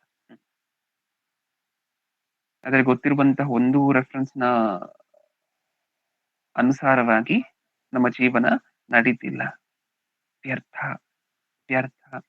ಹೌದಲ್ವಾ? ದೇವರು ನಮ್ಮನ್ನ ವ್ಯರ್ಥರು ಅಂತಾನೆ ಕನ್ಸಿಡರ್ ಮಾಡುವಂತಹದ್ದು. ಯಾಕೆ? ದೇವರು ನಮ್ಗೆ ರೆಫರೆನ್ಸ್ ಗೊತ್ತಿರ್ಬೇಕು ಅಂತಲ್ಲ ವಾಕ್ಯ ತಿಳಿಸ್ಕೊಟ್ಟಿತ್ತು. ದೇವರು ನಮಗ್ ವಾಕ್ಯ ಮಾತ್ರ ಕೇಳಿರುವಂತೆ ಇರ್ಬೇಕು ಅಂತ ಅಲ್ಲ ನಮಗ್ ವಾಕ್ಯ ತಿಳಿಸ್ಕೊಟ್ಟಿರುವಂತ. ಎಲ್ಲಿಂದಲೋ ನಮ್ಮನ್ನ ಆರಿಸ್ಕೊಂಡು, ಹೌದಾ ಇಲ್ವಾ? ಯಾವುದೋ ಒಂದು ಅಶುದ್ಧವಾಗಿರುವಂತಹ ಪ್ರಪಂಚದಿಂದ ನಮ್ಮನ್ನ ಆರಿಸ್ಕೊಂಡು ನಮ್ಮನ್ನ ಯಾಜಕರನ್ನಾಗಿ ಮಾಡ್ತೀನಿ ಅಂತ ಹೇಳಿದ್ದು ಏನಕ್ಕೋಸ್ಕರ? ಕೇಳಿರುವಂತಹ ಮಾತಿನ ಪ್ರಕಾರ ನಡ್ಕೊಳ್ತಾರೆ ನನ್ನ ಮಕ್ಕಳು. ಯಾಕಂದ್ರೆ ನ್ಯಾಯ ವಿಚಾರಣೆಯಲ್ಲಿ ಯೇಸುಕ್ರಿಸ್ತರ ಎರಡನೇ ಬರೋಣದಲ್ಲಿ ನಿಂತರೆ ನಮಗ್ ಶಾಕ್ ಆಗ್ಬಾರ್ದಲ್ವಾ ಪ್ರಿಯರೇ? ಅದಕ್ಕೆ ಈ ವಚನಗಳನ್ನೆಲ್ಲ ಮುಂಚಿತವಾಗಿ ನೋಡ್ತಿದ್ವಿ. ಆಮೇಲೆ ಯೇಸುಕ್ರಿಸ್ತರ ಎರಡನೇ ಬರೋಣದಲ್ಲಿ ಅಲ್ಲಿ ನ್ಯಾಯ ವಿಚಾರಣೆಯಲ್ಲಿ ನಿಂತ್ಕೊಂಡು, ಪ್ರಭು ನಾನು ಅಷ್ಟೊಂದು ವಾಕ್ಯ ತಿಳ್ಕೊಂಡೆ, ನಾನು ಕೊಡೋದಿಲ್ವಾ ನಿನ್ ಪರಲೋಕ ಅಂದ್ರೆ? ನಾನು ಕೊಡೋದಿಲ್ಲ ಅಂದ್ರೆ ಆಮೇಲೆ ಹೇಗಿರುತ್ತೆ ಸರಿ ಊಹೆ ಮಾಡ್ಕೊಡಿ. ನಾನು ಅಷ್ಟೊಂದು ವಾಕ್ಯ ತಿಳ್ಕೊಂಡಲ್ವಾ, ನೀವ್ ಕೊಡೋದಿಲ್ವಾ ನನ್ನ ಪರಲೋಕ? ಕೊಡೋದಿಲ್ಲ. ವಾಕ್ಯ ತಿಳ್ಕೊಂಡ್ರೆ ಪರಲೋಕ ಕೊಡ್ತೀನಿ ಅಂತ ಎಲ್ಲಿ ಹೇಳಿದ್ದೀನಿ ನಾನು? ವಾಕ್ಯ ತಿಳ್ಕೊಂಡ್ರೆ, ಕೇಳಿದ್ರೆ ಪರಲೋಕ ಕೊಡ್ತೀನಿ ಅಂತ ಎಲ್ಲಿ ಹೇಳಿದ್ದೀನಿ ನಾನು? ಕೇಳಿರುವಂತಹ ಮಾತಿನ ಪ್ರಕಾರ ನಡ್ಕೊಂಡ್ರೆ ಅಲ್ವಾ ಕೊಡ್ತೀನಿ ಅಂತ ಹೇಳಿರುವಂತಹ. ಹೌದಾ ಇಲ್ವಾ? ನೀವೇನ್ ಕೇಳಿದ್ದೀರೋ ಆ ಮಾತಿನ ಪ್ರಕಾರ ನಡ್ಕೊಂಡ್ರೆ ಅಲ್ವಾ ಕೊಡ್ತೀನಿ ಅಂತ ಹೇಳಿರುವಂತಹದ್ದು ನಾನು. ಭೂಮಿಯ ಮೇಲೆ 2000 ವರ್ಷಗಳ ಹಿಂದೆ ನಾನು ಬಂದಿದ್ದಾಗ ನಾನು ಅದನ್ನೇ ಅಲ್ವಾ ಹೇಳಿದ್ದು. ನನ್ನ ತಂದೆಯ ಚಿತ್ತೆಯ ಪ್ರಕಾರ ನಡ್ಕೊಂಡ್ರೆ ಮಾತ್ರ ಅಂತ ಮತ್ತೆ ಮತ್ತೆ ಸ್ಪಷ್ಟವಾಗಿ ಹೇಳಿದ್ದೀನಲ್ವಾ? ಏನ್ ಅನ್ನಿಸ್ತದೆ ನೋಡಿದಾಗ ನಮಗೆ? ಎಲ್ಲೋ ಒಂದ್ ಕಡೆ ಚಿಕ್ಕದಾಗಿ ಭಯ ಅನ್ನುವಂಥದ್ದು ಏರ್ಪಡ್ತಿದ್ಯಾ? ನಮಗ ಆಗಾಗ ತುಂಬಾ ಧೈರ್ಯ ಬಂದ್ಬಿಟ್ಟಿರುತ್ತೆ ಪ್ರಿಯರೇ. ಇಷ್ಟು ವಾಕ್ಯ ತಿಳ್ಕೊಳ್ತಿದೀನಿ, ಅಷ್ಟು ವಾಕ್ಯ ತಿಳ್ಕೊಂತಿದೀನಿ, ಹೌದಾ? ಇಷ್ಟು ಪ್ರಸಂಗವನ್ನ ಕೇಳ್ತಿದ್ದೀನಿ, ಇಷ್ಟೊಂದು ಜ್ಞಾನವನ್ನ ಸಂಪಾದನೆ ಮಾಡ್ಕೊಂಡಿದ್ದೀನಿ. ನಮಗ್ ಪಕ್ಕ ಪರಲೋಕ ಕೊಡ್ತಾರೆ ದೇವರು. ಒಂದ್ ವೇಳೆ ನಾವ್ ಕೇಳಿರುವಂತಹ ಜ್ಞಾನದ ಪ್ರಕಾರ, ನಾವ್ ಕೇಳಿರುವಂತಹ ಮಾತಿನ ಪ್ರಕಾರ ಆಕ್ಷನ್ ತಗೊಳ್ಳದೆ ಹೋದ್ರೆ ಖಂಡಿತವಾಗ್ಲೂ ದೇವ್ರು ಕೊಡೋದಿಲ್ಲ. ಮುಲಾಜೆ ಇಲ್ಲ. ಅವರು ಪ್ರಪಂಚದಲ್ಲಿರುವಂತವ್ರು ಏನೂ ತಿಳ್ಕೊಂಡಿಲ್ಲ, ನಾವ್ ಇಷ್ಟೊಂದು ತಿಳ್ಕೊಂಡಿದೀವಿ, ಹಾಗಾದ್ರೆ ನಮಗ್ ಖಂಡಿತವಾಗಿ ಕೊಡ್ಬೇಕು ಪರಲೋಕವನ್ನ ಅಂತ ಹೇಳಿದ್ರೆ ದೇವ್ರು ಖಂಡಿತವಾಗ್ಲೂ ಕೊಡೋದಿಲ್ಲ. ಅವರ ಜೊತೆಯಲ್ಲೇ ಅವ್ರು ಯಾವ ಹಂತದಲ್ಲಿದ್ದಾರೋ ನಾವು ಅದೇ ಹಂತದಲ್ಲಿದ್ದೀವಿ ಅಂತಾನೆ ದೇವ್ರು ಕನ್ಸಿಡರ್ ಮಾಡುವಂತಹದ್ದು. ವಾಕ್ಯ ತಿಳ್ಕೊಳ್ದೆ ಇರುವಂತವ್ರು ಯಾವ ಹಂತದಲ್ಲಿದ್ದಾರೋ ಪ್ರಪಂಚದಲ್ಲಿ, ವಾಕ್ಯ ತಿಳ್ಕೊಂಡಿರುವಂತವ್ರು ನಾವೂ ಸಹ ಅವರ ಸಮವಾಗೆ ತೂಗ್ತಾರೆ ದೇವ್ರು. ನಮ್ಮನ್ನು ಯಾರ ಸಮವಾಗಿ ತೂಗ್ತಾರೆ? ಅವರ ಸಮವಾಗೆ ತೂಗ್ತಾರೆ. ಇನ್ಫ್ಯಾಕ್ಟ್ ಹೇಳ್ಬೇಕಂದ್ರೆ ಅವ್ರಿಗಿಂತ ನಮ್ಗೆ ಜಾಸ್ತಿ ಶಿಕ್ಷೆ. ಅವ್ರಿಗೇನು ಗೊತ್ತಿಲ್ಲ, ಅವ್ರಿಗಿಂತ ನಮಗೆ ಜಾಸ್ತಿ ಶಿಕ್ಷೆ. ಏನಕ್ಕೋಸ್ಕರ? ಸತ್ಯವೇದದಲ್ಲಿ ಹಂಗೆ ಬರ್ಸಿದಾರಲ್ವಾ? ಅದಕ್ಕೋಸ್ಕರ ಕೇಳಿರುವಂತ ಈ ಸಂದೇಶದಲ್ಲಿರುವಂತ ಸಾರಾಂಶದ ಪ್ರಕಾರ ಏನ್ ಮಾಡ್ಬೇಕು ನಾವು? ಕೇಳಿದ್ರೆ ನಿಜವಾಗ್ಲೂ ಆ ಭಾವನೆ ನಮ್ಗೆ ಅರ್ಥ ಆದಂತೆ ಅಲ್ಲ. ನಾವು ಕೇಳಿರುವಂತಹ ಮಾತಿನ ಪ್ರಕಾರ ನಡ್ಕೊಳ್ಲಿಕ್ಕೆ ಪ್ರಯತ್ನ ಪಟ್ರೆ ಮಾತ್ರ ಆ ಭಾವನೆ ನಮ್ಗೆ ಅರ್ಥ ಆದಂಗೆ. ಪ್ರತಿಯೊಂದೊಂದು ದೈವ ಸಂದೇಶ ಮುಗಿದ ನಂತರ ಮುಗ್ದೋಗುತ್ತಲ್ವ, ಗೂಗಲ್ ಮೀಟ್ ಮುಗ್ದೋಗುತ್ತಲ್ವ ಇನ್ನೊಂದು 15-20 ನಿಮಿಷದಲ್ಲಿ. ಓಕೆ, ಇದು ಮುಗ್ದ ನಂತರ ಸರಿ ಆಯ್ತು, ಏನೋ ಕೇಳಿದ್ವಿ, ಅದನ್ನ ಮರ್ತು ಹೋದ್ವಿ, ಆಯ್ತು, ಕೇಳಿಸ್ಕೊಂಡಿದೀವಿ, ಇಷ್ಟೊತ್ತವರೆಗೂ ಕುತ್ಕೊಂಡು 1 ಗಂಟೆ ಕೇಳಿಸ್ಕೊಂಡಿದೀವಿ, ಆದ್ರೆ ಅದನ್ನ ಮರ್ತು ಹೋದ್ವಿ. ಆಮೇಲೆ ನಮ್ಮ ಕೆಲಸಗಳು ಶುರು ಆಗುತ್ತೆ, ನಮ್ಮ ಉದ್ಯೋಗಗಳು ಶುರು ಆಗುತ್ತೆ, ನಮ್ಮ ಕೆಲಸದಲ್ಲಿ ನಾವು ಬಿಸಿ ಆಗ್ತೀವಿ. ಬಿಸಿ ಆಗಿ ನಾನ್ ಬೇಡ ಅಂತ ಹೇಳ್ತಿಲ್ಲ, ಆದ್ರೆ ಬೆಳಗ್ಗೆ ಕೇಳಿದಂತಹದ್ದು ನಿಮ್ಮ ತಲೆಯಲ್ಲಿ ಹಾಗೆ ಓಡ್ತಿರ್ಬೇಕು. ಇದು ಹೇಳಿದ್ರು ಬ್ರದರ್, ಹಿಂಗೆ ಹೇಳಿದ್ರು, ದೈವ ಸೇವಕರು ರಾಮೋಹನ್ ಅವ್ರು ಹಿಂಗೆ ಹೇಳಿದ್ರು, ಇಮಾನುವೇಲ್ ಅಂಕಲ್ ಅವ್ರು ಹಿಂಗೆ ಹೇಳಿದ್ರು. ಓಕೆ, ಇದೆಲ್ಲ ನಾವು ಹೆಂಗ್ ನಡ್ಕೊಳ್ಳೋದು ಇದ್ರ ಪ್ರಕಾರ? ಇದ್ರ ಬಗ್ಗೆ ಎಲ್ಲ ಯೋಚನೆ ಇಲ್ಲ ಅಂತ ಅನ್ಕೊಳ್ಳಿ ಪ್ರಿಯರೇ. ನಾವ್ ಕೇಳಿರುವಂತ ದೈವ ಸಂದೇಶ ನಿಜವಾಗ್ಲೂ ಯಾವ ಕೆಲಸಕ್ಕೂ ಸಹ ಬರುವುದಿಲ್ಲ. ಕೇಳಿರುವಂತಹ ಮಾತಿನ ಪ್ರಕಾರ ನಡಿಲಿಕ್ ಪ್ರಯತ್ನ ಆದ್ರೂ ಪಡ್ತಿದೀವ? ನಡ್ಕೊಳ್ಳುವಂತಹದ್ದನ್ನ ಬಿಡಿ, ಅದು ಸ್ವಲ್ಪ ದೂರದ ಮಾತಾಗಿದ್ರೆ ಸ್ವಲ್ಪ ಕಷ್ಟಕರವಾಗಿರುತ್ತಲ್ವ ನಡ್ಕೊಳ್ಳುವಂತಹದ್ದು. ಅಟ್ಲೀಸ್ಟ್ ಪ್ರಯತ್ನ ಆದ್ರೂ ಪಡ್ತಿದ್ರೆ ನಡ್ಕೊಳ್ಲಿಕ್ಕೆ, ನಡ್ಕೊಳ್ಬೇಕು ಅಂತ ಹೇಳಿ ಟ್ರೈ ಆದ್ರೂ ಮಾಡ್ತಿದ್ರೆ ಮುಂದೆ ಒಂದು ದಿನ ನಡ್ಕೊಳ್ತೀವೇನೋ. ಹೌದಾ ಇಲ್ವಾ? ಈ ಶಾಸ್ತ್ರಿಗಳು ಮತ್ತೆ ಈ ಜೋಯಿಸರ ಕಥೆಯನ್ನ ಒಂದ್ಸಾರಿ ನೋಡಿ. ಪಕ್ಕದಲ್ಲಿದ್ದಾರೆ, ಯೇಸು ಕ್ರಿಸ್ತರು ಹುಟ್ಟಿರುವಂತ ಸ್ಥಳದ ಪಕ್ಕದಲ್ಲಿದ್ದಾರೆ. ಆದ್ರೆ ಯಾವತ್ತೂ ಸಹ ಯೇಸು ಕ್ರಿಸ್ತರನ್ನು ಹೋಗಿ ನೋಡ್ಬೇಕು ಅನ್ನುವಂತ ಹಂಬಲ ಇವ್ರಿಗೆ ಬರಲೇ ಇಲ್ಲ. ಗೊತ್ತಿದ್ದೇನ್ ಪ್ರಯೋಜನ ಹೇಳಿ? ಯೇಸು ಕ್ರಿಸ್ತರು ಯಾವ ಊರಲ್ಲಿ ಹುಟ್ಟುತ್ತಾರೆ ಅನ್ನುವಂತಹ ಮಾಹಿತಿ ಗೊತ್ತಿತ್ತು, ಏನ್ ಪ್ರಯೋಜನ? ಏನು ಪ್ರಯೋಜನ ಇಲ್ಲ. ಅವ್ರಿಗೆ ಗೊತ್ತಿಲ್ಲದವ್ರು ಎಷ್ಟೋ ಪರವಾಗಿಲ್ಲ ಅಲ್ವಾ, ಎಲ್ಲಿಂದಲೋ ಹುಡುಕೊಂಡು ಬಂದಿದಾರಂತೆ. ಯಾವುದೋ ಇನ್ನೊಂದು ದೇಶದಿಂದ ಇನ್ನೊಂದು ದೇಶಕ್ಕೆ ಬಂದಿದ್ದಾರೆ ಯೇಸು ಕ್ರಿಸ್ತರನ್ನ ಹುಡುಕೊಂಡು, ಅವ್ರಿಗೆ ನಾವು ವಂದನೆ ಸಲ್ಲಿಸ್ಬೇಕು ಅಂತ ಹೇಳಿ. ಪಕ್ಕದಲ್ಲಿ ಇದ್ಕೊಂಡು ಹೋಗಿಲ್ಲ ಅಲ್ವಾ? ಎಷ್ಟು ಕಿಲೋಮೀಟರ್ ಅಂತ ಹೇಳಿದ್ದೆ ನಾನು? ಬೆತ್ಲೆಹೇಮ್, ಯೆರೂಶಲೇಮಿಂದ ಬೆತ್ಲೆಹೇಮ್ಗೆ ಎಷ್ಟು ಕಿಲೋಮೀಟರ್? 9 ಕಿಲೋಮೀಟರ್. 9 ಕಿಲೋಮೀಟರ್ ಪ್ರಯಾಣ ಮಾಡ್ಲಿಕ್ಕೆ ಆಗಿಲ್ವಾ? 9 ಕಿಲೋಮೀಟರ್ ಪ್ರಯಾಣ ಮಾಡ್ಲಿಕ್ಕೆ ಆಗಿಲ್ವಾ? ಅದು ಇವ್ರು ನಡ್ಕೊಂಡು ಹೋಗ್ಬೇಕಾಗಿರುವಂತ ಅವಶ್ಯಕತೆ ಇಲ್ಲ, ಗೊತ್ತಾ? ಈ ಶಾಸ್ತ್ರಿಗಳು ಮಹಾಯಾಜಕರೆಲ್ಲ ನಡ್ಕೊಂಡು ಹೋಗ್ಬೇಕಾಗಿರುವಂತ ಅವಶ್ಯಕತೆ ಇಲ್ಲ. ಈ ಶಾಸ್ತ್ರಿಗಳು ಮಹಾಯಾಜಕರದಲ್ಲಿ ಯಾರು ಬಡವರ ಶ್ರೀಮಂತರ? ಶ್ರೀಮಂತರನ್ನು.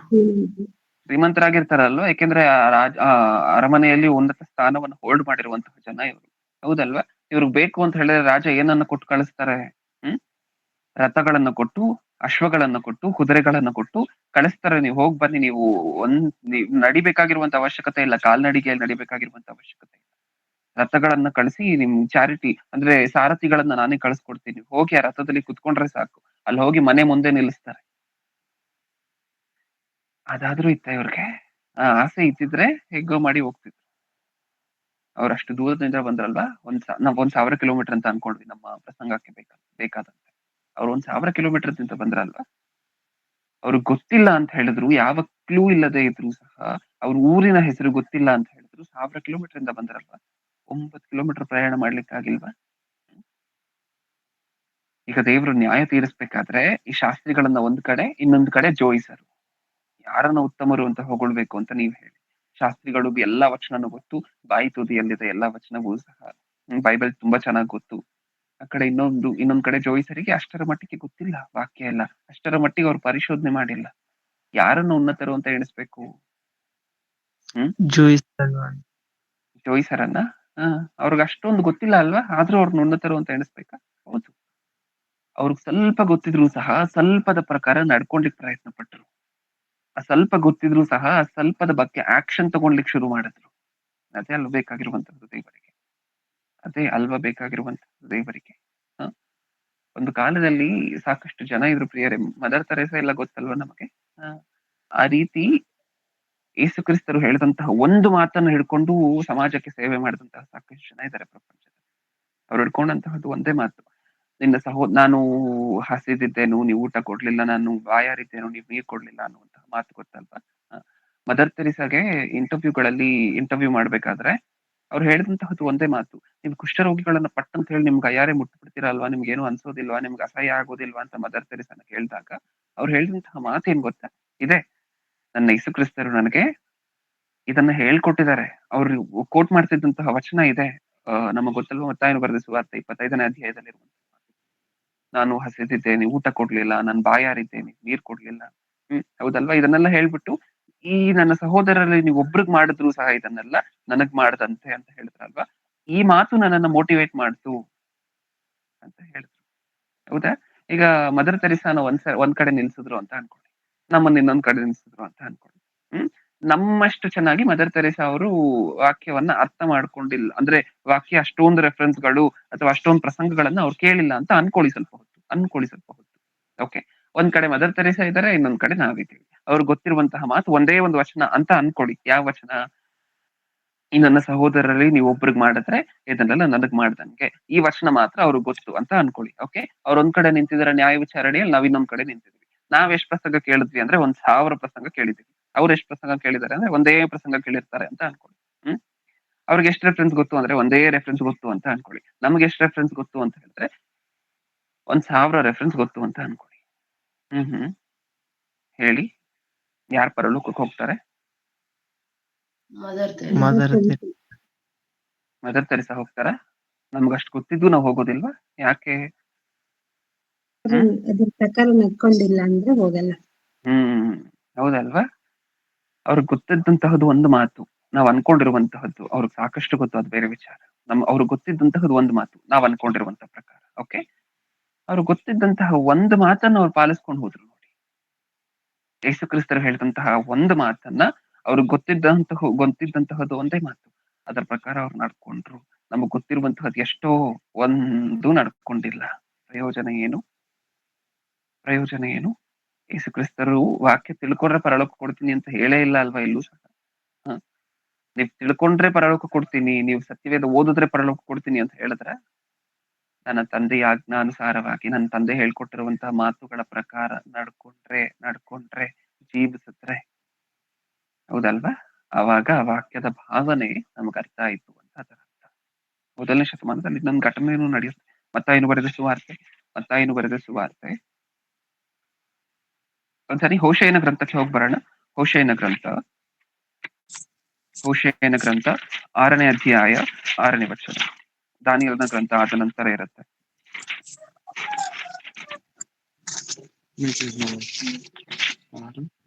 ನನಗೆ ಯಜ್ಞವು ಬೇಡ, ಹೋಮಗಳಿಗಿಂತ ದೇವಜ್ಞಾನವೇ ಇಷ್ಟ. ಈ ಮಾತಿನ ಅರ್ಥ ಏನು? ನಮಗೆ ಈ ಮಾತಿನ ಅರ್ಥ ಏನ್ ಅರ್ಥ ಆಯ್ತು ಈ ಮಾತಿನಿಂದ ನಮಗೆ? ಇಷ್ಟಕ್ಕೂ ಹಳೆ ಒಡಂಬಡಿಕೆಯಲ್ಲಿ ಯಜ್ಞಗಳನ್ನು ನೀವು ಸಮರ್ಪಿಸ್ಬೇಕು, ನಿರ್ದೋಷ ಪರಿಹಾರ ಯಜ್ಞಗಳನ್ನ ಸಮರ್ಪಿಸ್ಬೇಕು, ಹಬ್ಬಗಳನ್ನು ಮಾಡಬೇಕು ಅಂತ ದೇವರು ಹೇಳಿದಾರಲ್ವಾ. ಇದನ್ನೆಲ್ಲ ನೋಡಿದಾಗ ಅದರ ಹಿಂದೆ ಇರುವಂತಹ ಭಾವನೆ ನಮ್ಗೆ ಅರ್ಥ ಆಗ್ಬೇಕು ಅನ್ನುವಂಥದ್ದು ದೇವರ ಉದ್ದೇಶ. ಯಜ್ಞ ಸಮರ್ಪಿಸ್ಬೇಕು ಅಂತ ಅಂದ್ರು ಅಂತ ಅನ್ಕೊಳ್ತೀವಿ. ಅಲ್ಲಿರುವಂತಹ ಮನುಷ್ಯರೆಲ್ಲ ಏನಂತ ಅರ್ಥ ಮಾಡ್ಕೊಂಡಿರ್ತಾರೆ, ಯಜ್ಞ ಅಂದ್ರೆ ತುಂಬಾ ದೇವ್ರಿಗೆ ಇಷ್ಟ ಏನೋ, ಫೇವ್ರೇಟ್ ಏನೋ ಅಂತ ಅನ್ಕೊಂಡಿರ್ತಾರೆ. ನಿಜಾನ? ಹೌದಾ ಇಲ್ವಾ? ಯಜ್ಞ ಸಮರ್ಪಿಸ್ಬೇಕು ನೀವು ಅಂತ ದೇವ್ರು ಹೇಳಿದಾಗ ಅಲ್ಲಿರುವಂತಹ ಜನರಲ್ಲಿ ಬಹುತೇಕ ಜನ ಏನಂತ ಅರ್ಥ ಮಾಡ್ಕೊಂಡಿರ್ಬೋದು ಅದನ್ನ, ಯಜ್ಞ ಅಂದ್ರೆ ತುಂಬಾ ಇಷ್ಟ ಏನೋ ದೇವರಿಗೆ. ದೇವ್ರು ಏನಂತ ಕ್ಲಾರಿಟಿ ಕೊಡ್ತಿದ್ದಾರೆ, ನನಗೆ ಯಜ್ಞವೂ ಬೇಡ, ಕರುಣೆಯೇ ಬೇಕು, ಹೋಮಗಳಿಗಿಂತ ದೈವಜ್ಞಾನವೇ ಇಷ್ಟ. ಈ ಮಾತಿನಿಂದ ನಮ್ಗೆ ಏನ್ ಅರ್ಥ ಆಯ್ತು? ದೇವ್ರು ಯಜ್ಞ ಕೇಳಿದ್ರು ಅಂತ ಹೇಳಿ ದೇವರಿಗೆ ಯಜ್ಞ ಅಂದ್ರೆ ಬಹುಪ್ರಿಯ ಅಂತ ಅನ್ಕೊಳ್ಳುವಂತಹದ್ದು ಮೂಢರ ಕೆಲಸ. ದೇವ್ರು ಇದನ್ನ ಕೇಳಿದ್ರು ಅಂದಿದ ತಕ್ಷಣ ದೇವ್ರಿಗೆ ಇದಿಷ್ಟ ಏನೋ ಅಂತ ಅನ್ಕೊಳ್ತಿದ್ದೀರಲ್ವಾ, ಅದು ಮೂಢರ ಕೆಲಸ. ಅದರಿಂದ ಇರುವಂತಹ ಭಾವನೆ ಅರ್ಥ ಮಾಡ್ಕೊಬೇಕಂತೆ. ದೇವ್ರು ಯಜ್ಞ ಕೇಳಿದ್ರ ಏನಕ್ಕೋಸ್ಕರ ಕೇಳಿರ್ಬೋದು ದೇವ್ರ ಯಜ್ಞವನ್ನ? ಆ ತರ ಯೋಚನೆ ಮಾಡ್ತಾರಲ್ವಾ ಇವರು ಬುದ್ಧಿವಂತರು, ಇವ್ರಿಗೆ ಆ ಭಾವನೆ ಅರ್ಥ ಆಗುತ್ತೆ. ದೇವ್ರು ಏನಕ್ಕೋಸ್ಕರ ನಿಜವಾಗ್ಲೂ ಯಜ್ಞ ಕೇಳಿದ್ರು, ದೇವ್ರಿಗೆ ಇಷ್ಟ ಅಂತಲ್ಲ ಯಜ್ಞ ಕೇಳಿದ್ದು, ಆ ಯಜ್ಞದ ಮೂಲಕ ನಮಗೇನು ಅರ್ಥ ಮಾಡಿಸ್ಬೇಕು ಅಂತ ಅನ್ಕೊಂಡಿದ್ದಾರೆ ದೇವ್ರು, ಅದಕ್ಕೋಸ್ಕರ ಯಜ್ಞ ಕೇಳಿದ್ರು. ಅದು ಆ ಮಾತಿನ ಅರ್ಥ. ನಮ್ಗೆ ಅರ್ಥ ಆಯ್ತಾ? ಸತ್ಯವೇದದಲ್ಲಿ ಇರುವಂತಹ ಒಂದು ಮಾತನ್ನ ನಾವು ಓದಿದಾಗ, ಓಕೆ, ಆ ಮಾತನ್ನ ಯಜ್ಞ ಕೇಳಿದ್ರ ದೇವ್ರು, ಓಕೆ, ಬಲಿ ಕೇಳಿದ್ರ ದೇವ್ರು ಅಂದ್ರೆ ನೀವು ಪಾಪ ಮಾಡಿದಾಗ ಪಾಪ ಪ್ರಾಯಶ್ಚಿತವಾಗಿ ಒಂದು ಆಡನ್ನು ಏನದನ್ನು ಬಲಿ ಕೊಡ್ಬೇಕು ಅಂತ ಕೇಳಿದ್ದಾರೆ ಅಂದ ತಕ್ಷಣ, ಹಂಗಾದ್ರೆ ಕುರಿಮರಿ ಬಲಿ ಕೊಡುವಂತಹ ದೇವ್ರಿಗೆ ಇಷ್ಟ ಅಂತಲ್ಲ ಅದ್ರ ಅರ್ಥ. ದೇವ್ರು ಕುರಿಮರಿಯನ್ನ ಬಲಿ ಕೇಳಿದಾರ? ಓಕೆ, ಹಾಗಾದ್ರೆ ಏನಕ್ಕೋಸ್ಕರ ಕೇಳಿರಬಹುದು? ನಮ್ಗೆ ಯೋಚನೆ ಮಾಡ್ಬೇಕಂತೆ. ಅವಾಗ ವಾಕ್ಯದ ಭಾವನೆ ನಮಗ್ ಅರ್ಥ ಆಗುತ್ತೆ. ಕೇಳಿದ ಮಾತ್ರಕ್ಕೆ, ಓದಿದ ಮಾತ್ರಕ್ಕೆ ಅರ್ಥ ಆಗುವಂತಹದ್ದಲ್ಲ ಪ್ರಿಯರೇ. ನಾವೀಗಾಗ್ಲೇ ನೋಡಿದೀವಲ್ವಾ, ಓದಿದ ಮಾತ್ರಕ್ಕೆ, ಕೇಳಿದ ಮಾತ್ರಕ್ಕೆ, ಆ ಸೌಂಡ್ ನಮ್ಮ ಕಿವಿ ಕೇಳಿಸ್ತದೆ ಪ್ರಸಂಗ ಅಂದ ಮಾತ್ರಕ್ಕೆ ಆ ಪ್ರಸಂಗ ನಮ್ಗೆ ಅರ್ಥ ಆದಂತೆ ಅಲ್ಲ. ಅದರ ಬ್ಯಾಕ್ ಗ್ರೌಂಡ್ ಅಲ್ಲಿ ಇದರ ಭಾವನೆ ಏನು ಅದಂತ ಇಂಪಾರ್ಟೆಂಟ್. ಹೌದಾ? ಮೊದಲನೇ ಶತಮಾನದಲ್ಲಿ ಒಂದಷ್ಟು ಜನ ಯೇಸುಕ್ರಿಸ್ತರು ಸಹ ಒಂದಷ್ಟು ಜನಕ್ಕೆ ಈ ಮಾತನ್ನ ಹೇಳ್ತಾರೆ. ಇನ್ನೊಂದ್ಸರಿ ಮತ್ತಾಯನು ಬರೆದ ಸುವಾರ್ತೆ 13ನೇ ಅಧ್ಯಾಯ 1ನೇ ವಚನ, 13:1. ಆ ದಿನದಲ್ಲಿ ಯೇಸು ಆ ಹ್ಮ್ ದಿನದಲ್ಲಿ ಯೇಸು ಮನೆಯಿಂದ ಹೊರಟು ಸಮುದ್ರ ದಡದಲ್ಲಿ ಕೂತುಕೊಂಡನು. ಹ್ಮ್ ಬಹಳ ಜನರು ಆತನ ಬಳಿಗೆ ಕೂಡಿ ಬಂದಿದ್ದರಿಂದ ಆತನು ಹ್ಮ್ ದೋಣಿ ಹತ್ತಿ ಕೂತುಕೊಂಡನು. ಆ ಜನರೆಲ್ಲರೂ ದಡದಲ್ಲಿ ನಿಂತಿದ್ದರು. ಆಗ ಆತನು ಅವರಿಗೆ ಸಾಮ್ಯ ರೂಪವಾಗಿ ಅನೇಕ ಸಂಗತಿಗಳನ್ನು ಹೇಳಿದನು. ಹೇಗೆಂದರೆ, ಹ್ಮ್ ಸಾಕು ಕೇಳಿರಿ, ಸಾಕು ಸಾಕು. ಏನ್ ಅರ್ಥ ಆಯ್ತು ನಮ್ಗೆ ಮಾತಿನಿಂದ? ಸಿಚುವೇಶನ್ ಏನು, ಸೀನ್ ಏನು, ಏನೇನಾಗ್ತದೆ ಇದರಲ್ಲಿ? ಆ ದಿವಸದಲ್ಲಿ ಯೇಸು ಮನೆಯಿಂದ ಹೊರಟು ಸಮುದ್ರ ದಡದಲ್ಲಿ ಕೂತುಕೊಂಡನು. ಬಹಳ ಜನರು ಆತನ ಬಳಿಗೆ ಕೂಡಿ ಬಂದದ್ದರಿಂದ ಆತನ ದೋಣಿಯನ್ನು ಹತ್ತಿ ಕೂತುಕೊಂಡನು. ಆ ಜನರೆಲ್ಲರೂ ದಡದಲ್ಲಿ ನಿಂತಿದ್ದರು. ಆಗ ಆತನು ಅವರಿಗೆ ಸಾಮ್ಯ ರೂಪವಾಗಿ ಅನೇಕ ಸಂಗತಿಗಳನ್ನು ಹೇಳಿದನು. ಹೇಗೆಂದರೆ, ಓಕೆ, ಇಷ್ಟಕ್ಕೂ ಯೇಸುಕ್ರಿಸ್ತರು ಮಾತಾಡ್ಬೇಕಾದ್ರೆ ಹೇಗ್ ಮಾತಾಡಿದ್ರು?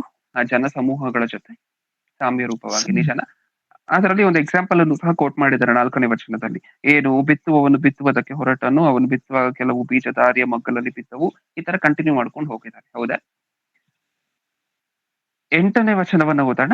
ಇನ್ನೂ ಕೆಲವು ಒಳ್ಳೆಯ ನೆಲದಲ್ಲಿ ಬಿದ್ದು, ಒಂದು 100ರಷ್ಟು, ಒಂದು 60ರಷ್ಟು, ಒಂದು 30ರಷ್ಟು ಫಲವನ್ನು ಕೊಟ್ಟನು. ಕಿವಿಯುಳ್ಳವನು ಕೇಳಲಿ ಅಂದನು. ಅಲ್ಲಿಗೆ ಮುಗಿತು ಯೇಸುಕ್ರಿಸ್ತರ ಬೋಧನೆ. ಮುಗಿತಾ? ಕಿವಿಯುಳ್ಳವನು ಕೇಳಲಿ ಅಂದನು. ಅಲ್ಲಿಗೆ ಮುಗಿತು ಯೇಸುಕ್ರಿಸ್ತರ ಬೋಧನೆ.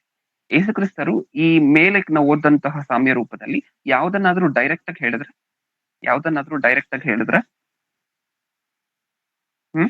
ಅಥವಾ ಎಲ್ಲ ಇಲ್ಲ. ಇಂಡೈರೆಕ್ಟ್ ಆಗಿ ಇರುವಂತಹದ್ದು? ಹೌದಾ ಇಲ್ವಾ? ಎಲ್ಲ ಇಂಡೈರೆಕ್ಟ್ ಆಗಿ ಅಲ್ವಾ ಇರುವಂತಹದ್ದು? ಎಲ್ಲ ಸಾಮ್ಯ ರೂಪವಾಗಿ ಅಲ್ವಾ ಇರುವಂತಹದ್ದು? ಈಗ ಜನ ಎಲ್ಲ ಯಾರಿಗಾದ್ರೂ ಅರ್ಥ ಆಯ್ತಾ ಅದು? ಯೇಸುಕ್ರಿಸ್ತರು ಹೇಳಿದಂತಹ ಮಾತು ಅಲ್ಲಿರುವಂತ ಯಾರಿಗಾದ್ರೂ ಅರ್ಥ ಆಯ್ತು? ಈಗ ಇಲ್ಲ. 8ನೇ ವಚನದವರೆಗೂ ಯಾರಿಗೂ ಅರ್ಥ ಆಗಿಲ್ಲ ಅಲ್ವಾ? 8ನೇ ವಚನದವರೆಗೂ ಆ ಮಾತಲ್ಲಿರುವಂತಹ ಯಾರಿಗೂ ಅರ್ಥ ಆಗಿಲ್ಲ.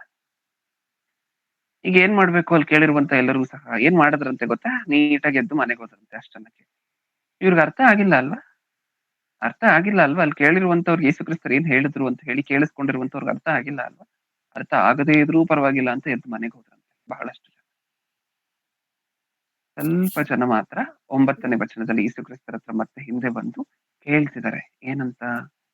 9ನೇ ವಚನ. ತರುವಾಯ ಆತನ ಶಿಷ್ಯರು ಬಂದು, ಯಾಕೆ ಸಾಮ್ಯ ಹ್ಮ್ ರೂಪವಾಗಿ ಅವರ ಸಂಗಡ ಮಾತಾಡುತ್ತಿ ಎಂದು ಕೇಳಿದರು. ಅದಕ್ಕಾತನು ಅವರಿಗೆ, ಪರಲೋಕ ರಾಜ್ಯದ ಗುಟ್ಟುಗಳನ್ನು ತಿಳಿಯುವ ವರವು ನಿಮಗೆ ಕೊಟ್ಟದೆ, ಅವರಿಗೆ ಕೊಟ್ಟಿಲ್ಲ. ಯಾಕಂದರೆ ಓಕೆ, ಯಾರಂತೆ? ಸಾಕು ಯಾರಂತೆ ಬಂದು ಕೇಳಿದ್ದು ಯೇಸುಕ್ರಿಸ್ತರನ್ನು ಮತ್ತೆ ರಿಟರ್ನ್ ಬಂದು ಯಾರಂತ ಕೇಳಿದ್ದು? ಆತನ 10ನೇ ಶಿಷ್ಯರು ವಚನದಲ್ಲಿ ತರುವಾಯ ಆತನ ಶಿಷ್ಯರು ಬಂದು ಉಳಿದವರೆಲ್ಲ ಎಲ್ಲೋದ್ರು? ಪ್ರಾರಂಭದಲ್ಲಿ ನಾವೇನಂತ ಓದ್ಕೊಂಡ್ವಿ? ಸಾಕಷ್ಟು ಜನ ಇದ್ದಿದ್ರಿಂದ ಯೇಸುಕ್ರಿಸ್ತರ ದೋಣಿ ಹತ್ತಿದ್ರು, ಅವರೆಲ್ಲ ದಡದಲ್ಲಿ ನಿಂತಿದ್ರು. ಇದನ್ನೇ ಅಲ್ವಾ ನೀವು ಓದಿದ್ದು ಪ್ರಾರಂಭದಲ್ಲಿ? 13ನೇ ಅಧ್ಯಾಯ 1ನೇ ವಚನದಲ್ಲಿ, 2ನೇ ವಚನದಲ್ಲಿ ಇದನ್ನೇ ಅಲ್ವಾ ನೀವು ನೋಡಿದ್ದು? ಆ ದಿವಸದಲ್ಲಿ ಯೇಸು ಮನೆಯಿಂದ ಹೊರಟು ಸಮುದ್ರ ದಡದಲ್ಲಿ ಕೂತುಕೊಂಡನು. ಬಹಳ ಜನರು ಆತನ ಬಳಿಗೆ ಕೂಡಿ ಬಂದದ್ದರಿಂದ. ಎಷ್ಟು ಜನ ಬಂದಿದ್ರಂತೆ? ಬಹಳ ಜನರು ಆತನ ಬಳಿಗೆ ಕೂಡಿ ಬಂದದ್ದರಿಂದ. ಬಹಳ ಜನರು ಬಂದಿದ್ರ ಕೊನೆಗೆ ಯೇಸುಕ್ರಿಸ್ತರು ಬೋಧನೆಯನ್ನು ಮುಗಿಸಿದ ನಂತರ ಆ ಬೋಧನೆಯಲ್ಲಿರುವಂತಹ ಯಾರಿಗೂ ಅರ್ಥ ಆಗಿಲ್ಲ. ಆಮೇಲೆ ಯಾರಂತೆ ಬಂದು ಕೇಳ್ತಿರುವಂತಹದ್ದು, ಮತ್ತೆ ಇನ್ಕ್ವೈರಿ ಮಾಡ್ತಿರುವಂತಹ ಯೇಸುಕ್ರಿಸ್ತರ ಹತ್ರ? ಶಿಷ್ಯರು ಮಾತ್ರ. ಉಳಿದವರೆಲ್ಲ ಅರ್ಥ ಆಗದೇ ಇದ್ರು ಮನೆಗೆ ಹೋದ್ರ? ಹೌದು. ಅರ್ಥ ಆದ್ರೆ ಪರವಾಗಿಲ್ಲ, ಅರ್ಥ ಆಗದೇ ಇದ್ರೆ ಇನ್ನೂ ಪರವಾಗಿಲ್ಲ ಅಂತ ಅನ್ಕೊಂಡು ಮನೆಗೆ ಹೋದ್ರಂತೆ. ಏನ್ ಅರ್ಥ ಆಯ್ತು ನಮ್ಗಿದ್ರಿಂದ? ಅಲ್ಲಿರುವಂತಹ ಪ್ರತಿಯೊಬ್ಬರಿಗೂ ಯೇಸುಕ್ರಿಸ್ತರು ಹೇಳಿರುವಂತಹ ಮಾತು ಕಿವಿಗ್ ಬಿದ್ದಿದೆ, ಆ ಸೌಂಡ್ ಕೇಳಿಸಿದೆ. ಆದ್ರೆ ಭಾವನೆ ಯಾರಿಗೂ ಅರ್ಥ ಆಗಿಲ್ಲ. ಮತ್ತೆ ಶಿಷ್ಯರು ಮಾತ್ರ ಬಂದು ಯೇಸುಕ್ರಿಸ್ತರ ಹತ್ರ ಭಾವನೆ ಕೇಳಿ ತಿಳ್ಕೊಳ್ತಾರೆ, ಅದು ಬೇರೆ ವಿಚಾರ. ಹೌದಾ? ನಮ್ಗೇನ್ ಅರ್ಥ ಆಗ್ತದೆ ಇದರಿಂದ? ವಾಕ್ಯ ಕೇಳಿಸ್ಕೊಳ್ಳುವಂತವ್ರು ಸಾಕಷ್ಟು ಜನ, ವಾಕ್ಯದ ಸೌಂಡು ಸಾಕಷ್ಟು ಜನರ ಕಿವಿಗೆ ಬೀಳುತ್ತೆ. ಅದರಲ್ಲಿರುವಂತಹ ಭಾವನೆಯನ್ನ ಅರ್ಥ ಮಾಡ್ಕೊಳ್ಳುವಂತವರು ಸ್ವಲ್ಪ ಜನ ಮಾತ್ರ. ನಿಜನ? ಸಾಕಷ್ಟು ಜನ ಬಂದ್ರಂತೆ ಯೇಸುಕ್ರಿಸ್ತರ ಹತ್ರ. ಯೇಸುಕ್ರಿಸ್ತರು ಹೇಳಿದಂತಹ ಮಾತು, ಆ ಸೌಂಡ್ ಸಾಕಷ್ಟು ಜನರ ಕಿವಿಗೆ ಬಿತ್ತು. ಆದ್ರೆ ಅದರ ಭಾವನೆ ಅರ್ಥ ಮಾಡ್ಕೊಳ್ಲಿಕ್ಕೆ ಮುಂದೆ ಬಂದಂತಹದ್ದು ಎಷ್ಟು ಜನ? ಶಿಷ್ಯರು ಮಾತ್ರ. ನಿಜನಾ? ಅಂದ್ರೆ ವಾಕ್ಯ ಕೇಳಿಸ್ಕೊಳ್ಳುವಂತಹದ್ದು ಬೇರೆ, ವಾಕ್ಯ ಕೇಳಿಸ್ಕೊಳ್ಳುವಂತಹದ್ದು ಬೇರೆ, ಅದನ್ನ ಅರ್ಥ ಮಾಡ್ಕೊಳ್ಳುವಂತಹದ್ದು ಬೇರೆ ಅಂತ ಹೇಳಿ ನಮಗೆ ಅರ್ಥ ಆಯ್ತು. ವಾಕ್ಯ ಓದುವಂತಹದ್ದು ಬೇರೆ, ಅದನ್ನ ಅರ್ಥ ಮಾಡ್ಕೊಳ್ಳುವಂತಹದ್ದು ಬೇರೆ ಅಂತ ಅರ್ಥ ಆಯ್ತು ನಮಗೆ. ಈ ಸಂದೇಶದ ಸಾರಾಂಶ ಇಷ್ಟ ಪ್ರಿಯರೇ. ಸಂದೇಶ ಮುಗೀತು. ಈ ಸಂದೇಶದ ಸಾರಾಂಶ ಹೇಳ್ಬೇಕು ಅಂತ ಹೇಳಿದ್ರೆ ಒಂದ್ 2-3 ಮಾತುಗಳಲ್ಲಿ ನಾವು ಇಷ್ಟೊತ್ತು ಆಲೋಚನೆ ಮಾಡಿರುವಂತಹದ್ದು ಇಷ್ಟೇ. ಏನು? ವಾಕ್ಯ ಕೇಳಿದ ಮಾತ್ರಕ್ಕೆ ಅದು ಅರ್ಥ ಆಗಿದೆ ಅಂತ ಅಲ್ಲ. ಪ್ರಸಂಗ ಕೇಳಿದ ಮಾತ್ರಕ್ಕೆ ಆ ಪ್ರಸಂಗ ನಮ್ಗೆ ಅರ್ಥ ಆಯ್ತು ಅಂತ ಅಲ್ಲ. ಯಾವಾಗ ಅದು ಅರ್ಥ ಆದಂತೆ ಅದರಲ್ಲಿರುವಂತಹ ಭಾವನೆಯನ್ನ ನಾವು ಅರ್ಥ ಮಾಡ್ಕೊಂಡಾಗ, ಅದರಲ್ಲಿರುವಂತಹ ಭಾವವನ್ನ ನಾವು ತಿಳ್ಕೊಂಡಾಗ, ಅದರಲ್ಲಿರುವಂತಹ ಸಾರಾಂಶ, ಕೋರ್ ಕಾನ್ಸೆಪ್ಟ್ ಏನಿದೆ ಅದನ್ನ ನಾವು ಅರ್ಥ ಮಾಡ್ಕೊಂಡಾಗ, ಈ ಸಂದೇಶದ ಸಾರಾಂಶ ಏನು? ಒಂದ್ ಕಡೆ ಶಾಸ್ತ್ರಿಗಳನ್ನ ನೋಡಿದ್ವಿ, ಇನ್ನೊಂದ್ ಕಡೆ ಜೋಯಿಸರನ್ನ ನೋಡಿದ್ವಿ. ಒಬ್ಬರಿಗೆ ವಾಕ್ಯ ಎಲ್ಲ ಗೊತ್ತು, ಚೆನ್ನಾಗಿ ಓದಿದ್ದಾರೆ, ಹೌದಾ? ವಾಕ್ಯ ಗೊತ್ತು, ತಿಳ್ಕೊಂಡಿದ್ದಾರೆ, ಕೇಳಿದ್ದಾರೆ, ಅಭ್ಯಾಸ ಮಾಡಿದ್ದಾರೆ, ಪ್ರಯೋಜನ ಇಲ್ಲ. ಅವ್ರು ಅದರ ಪ್ರಕಾರ ನಡೀತಿಲ್ಲ. ಅದರ ಪ್ರಕಾರ ನಡೆಯದೇ ಇದ್ದಾಗ ವಾಕ್ಯ ಗೊತ್ತಿಲ್ಲದೆ ಇರುವಂತಹದ್ದೇ ಒಳ್ಳೇದಲ್ವಾ? ಆ ವಾಕ್ಯದ ಪ್ರಕಾರ ಅವ್ರು ನಡೀತಿಲ್ಲ ಅಂತ ಹೇಳಿದ್ರೆ, ಕೇಳಿದಂತಹ ವಚನದ ಪ್ರಕಾರ, ವಾಕ್ಯದ ಪ್ರಕಾರ ನಡಿಲಿಕ್ಕೆ ಪ್ರಯತ್ನ ಪಡದೆ ಹೋದ್ರೆ ಅದನ್ನ ಕೇಳದೇ ಇದ್ರೇನೆ ಒಳ್ಳೇದಲ್ವಾ? ಹೌದಾ ಇಲ್ವಾ? ಅದನ್ನ ಅವ್ರ ಅದನ್ನ ಅವರು ಕೇಳಿ ಅಥವಾ ಓದದೇ ಇದ್ರೇನೆ ಒಳ್ಳೇದಲ್ವಾ? ಯಾಕಂದ್ರೆ ಕೇಳಿ ನಡ್ಕೊಳ್ಳದೆ ಇದ್ರೆ ಶಿಕ್ಷೆ ಇನ್ನೂ ಜಾಸ್ತಿ. ಅದು ನಮಗ್ ಗೊತ್ತಲ್ವಾ? ಆ ಸನ್ನಿವೇಶದಲ್ಲಿ ನಾವೆಲ್ಲರೂ ಸಹ ಇದ್ದೀವಿ. ಯಾವ ಸನ್ನಿವೇಶದಲ್ಲಿ? ಕೇಳಿದೀವಿ ಈಗಾಗ್ಲೇ ವಾಕ್ಯವನ್ನ, ಈಗ ನಡ್ಕೊಂಡ್ಲೇಬೇಕಾಗಿರುವಂತಹ ಬಾಧ್ಯತೆ ನಮ್ಮ ಮೇಲಿದೆ. ಕೇಳಿದೀವಿ ಈಗಾಗ್ಲೇ, ಓದಿದೀವಿ ಈಗಾಗ್ಲೇ, ಅದನ್ನು ಪಾಲಿಸ್ಲೇಬೇಕಾಗಿರುವಂತಹ ಬಾಧ್ಯತೆ ನಮ್ಮ ಹೆಗಲುಗಳ ಮೇಲಿದೆ. ಹೌದಾ? ಕೇಳಿದ ಮಾತ್ರಕ್ಕೆ ವಾಕ್ಯಗಳು ಅರ್ಥ ಆದಂತೆ ಅಲ್ಲ. ನೀವು ಈ ತರ ನೋಡಿದ್ರೆ, ನಾವೀಗ ಆಲೋಚನೆ ಮಾಡಿದೀವಲ್ವಾ ಸಂದೇಶ, ಈ ಸಂದೇಶದ ಪ್ರಕಾರ ನೋಡಿದ್ರೆ 1000 ಪ್ರಸಂಗಗಳನ್ನು ಕೇಳಿದ್ದೀವಿ ಅಂತ ಹೇಳಿದ್ರೆ ಅದ್ರಲ್ಲಿ ನಮ್ಗೆ ಅರ್ಥ ಆಗಿರುವಂತದ್ದು 2-3. ನಿಜನಾ? ಹೌದಾ? ಯಾಕೆಂದ್ರೆ ನಾವು ಅಷ್ಟೇ ಅಲ್ವಾ ನಮ್ಮ ಜೀವನದಲ್ಲಿ ಅಳವಡಿಸ್ಕೊಂಡಿರುವಂತಹದ್ದು. ಡಿಸ್ಟರ್ಬೆನ್ಸ್ ಆಗ್ತದೆ, ಮ್ಯೂಟ್ ಮಾಡ್ಕೊಳ್ಳಿ ದಯವಿಟ್ಟು. ರೆಫರೆನ್ಸ್ ಗಳು ಯಾವುದೂ ಇಲ್ಲ ಇನ್ ಮುಂದೆ, ಓದುವಂತ ಅನಿವಾರ್ಯತೆ ಇಲ್ಲ, ಮ್ಯೂಟ್ ಮಾಡ್ಕೊಳ್ಳಿ. ಓಕೆ. 1000 ಪ್ರಸಂಗವನ್ನ ಇವಾಗವರೆಗೂ ಕೇಳಿದೀವಿ ಅಂತ ಹೇಳಿದ್ರೆ ಅದ್ರಲ್ಲಿ ನಮ್ಮ ಜೀವನಕ್ಕೆ ನಾವು ಅಳವಡಿಸ್ಕೊಂಡಿರುವಂತಹದ್ದು ಎಷ್ಟು? 2-3. ಹೌದಾ? ಹಾಗಾದ್ರೆ ನಾವು 1000 ಪ್ರಸಂಗಗಳನ್ನ ಕೇಳಿದೀವಿ ಅಂದ್ರೆ ಅದ್ರಲ್ಲಿ ನಮ್ಗೆ ಅರ್ಥ ಆಗಿರುವಂತಹದ್ದು 2-3 ಪ್ರಸಂಗ ಅಷ್ಟೇ. ಒಂದು ವೇಳೆ ಯಾವುದೂ ಅರ್ಥ ಆಗದೆ ಇದ್ರೆ ಇನ್ನೂ ದೌರ್ಭಾಗ್ಯವಾಗಿರುವಂತಹ ಪರಿಸ್ಥಿತಿ. ನಿಜನಾ ಇಲ್ವಾ? ಆ 1000 ಪ್ರಸಂಗಗಳಲ್ಲಿ ಒಂದು ಅರ್ಥ ಆಗಿಲ್ಲ ಅಂತ ಅನ್ಕೊಳ್ಳಿ, ನಾನೀಗಾಗ್ಲೇ ಹೇಳಿದ್ದೀನಿ, ಈ ಪ್ರಸಂಗ ನನ್ಗೆ ಅರ್ಥ ಆಗಿದೆ ಅಥವಾ ಇಲ್ಲ ಅಂತ ಹೇಳಿ ಹೆಂಗ್ ಮೆಷರ್ ಮಾಡ್ಬೇಕು? ಈ ಪ್ರಸಂಗವನ್ನ ನನ್ನ ಜೀವನದಲ್ಲಿ ನಾನು ಅಳವಡಿಸ್ಕೊಂಡಿದ್ರೆ ಅದ್ ನಮ್ಗೆ ಅರ್ಥ ಆಗಿದೆ ಅಂತ.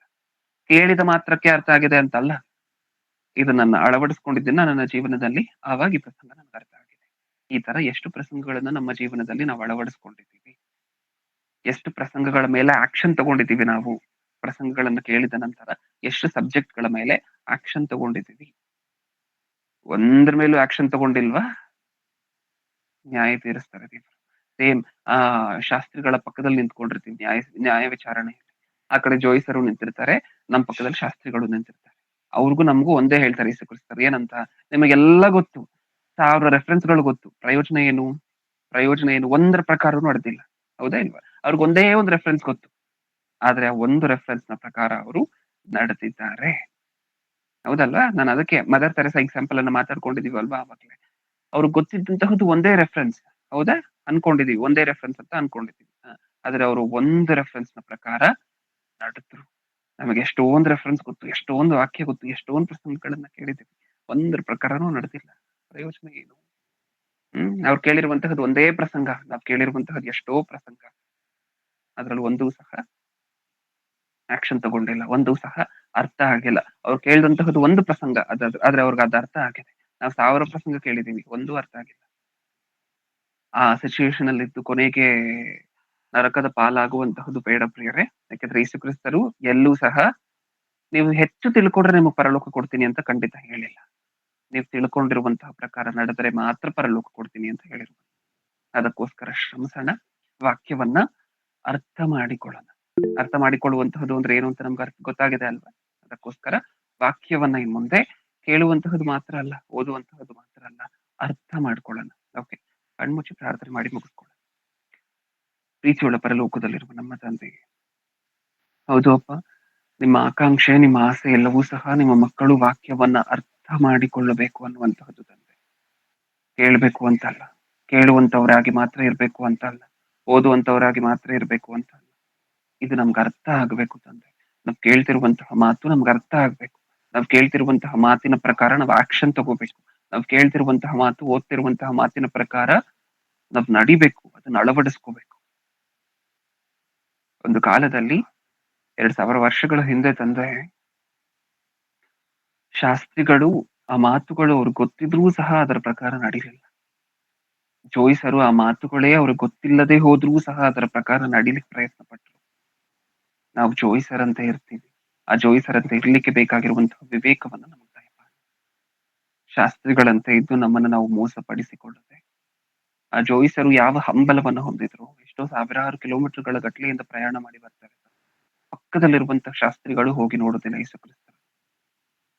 ಇದನ್ನ ನಾವು ಅರ್ಥ ಮಾಡಿಕೊಂಡು ನಾವು ಜೋಯಿಸರಂತೆ ಆಗುವಂತಹ ಮನಸ್ಥಿತಿಯನ್ನ, ಆಸೆ ಆಕಾಂಕ್ಷೆಯನ್ನ ನಮಗೆ ಹೇಳಿರುವಂತಹ ಪ್ರತಿಯೊಬ್ಬೊಬ್ಬರನ್ನು ಆತ್ಮಕ್ಕೆ ಸಂಬಂಧಪಟ್ಟ ಆಶೀರ್ವಾದಗಳಿಂದ ಆಶೀರ್ವದಿಸಿ ಅನ್ನುವಂತಹ ಬೇಡಿಕೆ ನಿಮ್ಮ ಮುಂದೆ ಇಡ್ತಾ, ಪ್ರತಿನಿತ್ಯವೂ ಸಹ ದೈವ ಸಂದೇಶವನ್ನು ಹಂಚುವಂತಹ ಎಲ್ಲಾ ನಿಮ್ಮ ಮಕ್ಕಳನ್ನ, ಅವರ ಕುಟುಂಬದ ಅವಶ್ಯಕತೆಗಳನ್ನ, ಅನಿವಾರ್ಯತೆಗಳನ್ನ, ಅವರ ಆರೋಗ್ಯ ಪರಿಸ್ಥಿತಿಗಳನ್ನ ಪ್ರತಿಯೊಂದನ್ನು ನೆನಪು ಮಾಡಿಕೊಳ್ಳಿ ಅನ್ನುವಂತಹ ಬೇಡಿಕೆ ನಿಮ್ಮ ಮುಂದೆ ಇಡ್ತಾ, ಹಾಗೆ ರಾಮೋಣ್ಣನವರು ಸಾಕಷ್ಟು ಸೇವೆಯ ವಿಚಾರದಲ್ಲಿ ಪ್ರಯಾಣಗಳು, ಶ್ರಮೆಯನ್ನ ಸೇವೆಯ ವಿಚಾರದಲ್ಲಿ, ಸುವಾರ್ತೆಯ ವಿಚಾರದಲ್ಲಿ ಅನುಭವಿಸ್ತಿದ್ದಾರೆ ತಂದೆ. ಅವ್ರಿಗೆ ಬೇಕಾಗಿರುವಂತಹ ಆರೋಗ್ಯ ಬಲವನ್ನ ಅತಿ ಮುಖ್ಯವಾಗಿ, ಹಾಗೆ ಅವ್ರಿಗಿರುವಂತಹ ಅನಿವಾರ್ಯತೆಗಳು, ಅವಶ್ಯಕತೆಗಳನ್ನ ದಯವಿಟ್ಟು ಪೂರೈಸಿ ನಿಮ್ಮ ಚಿತ್ತಾನುಸಾರವಾಗಿ ಅನ್ನುವಂತಹ ಬೇಡಿಕೆ ನಿಮ್ಮ ಮುಂದೆ ಇಡ್ತಾ ತಂದೆ. ನಮಗ್ ವಾಕ್ಯ ಹೇಳ್ಕೊಟ್ಟಿರುವಂತಹ ಪ್ರತಿ ದೈವ ಸೇವಕರನ್ನು ಸಹ ನೆನಪು ಮಾಡ್ಕೊಡಿ ಅನ್ನುವಂತಹ ಬೇಡಿಕೆ ನಿಮ್ಮ ಮುಂದೆ ಇಡ್ತಾ, ನನ್ನ ಪ್ರಾರ್ಥನೆ ಯೇಸು ಕ್ರಿಸ್ತರ ನಾಮದಲ್ಲಿ ಸಮರ್ಪಿಸಿ ಬೇಡಿಕೊಳ್ಳುತ್ತೇನೆ, ಪರಲೋಕದಲ್ಲಿರುವ ನಮ್ಮ ತಂದೆ. ಆಮೆನ್. ನಮ್ಮ ತಂದೆಯಾದ ದೇವರ ಪ್ರೀತಿ, ನಮ್ಮ ರಕ್ಷಕರು, ವಿಮೋಚಕರು, ಸ್ವತಃ ದೇವರು ಆಗಿರುವಂತಹ ಯೇಸು ಕ್ರಿಸ್ತರ ಕೃಪೆಯು, ಪರಿಶುದ್ಧಾತ್ಮ ದೇವರ ಅನ್ಯೋನ್ಯ ಸಹವಾಸ ಇಂದು ಎಂದು ಸದಾಕಾಲವೂ ನಮ್ಮೆಲ್ಲರಿಗೂ. ಆಮೆನ್.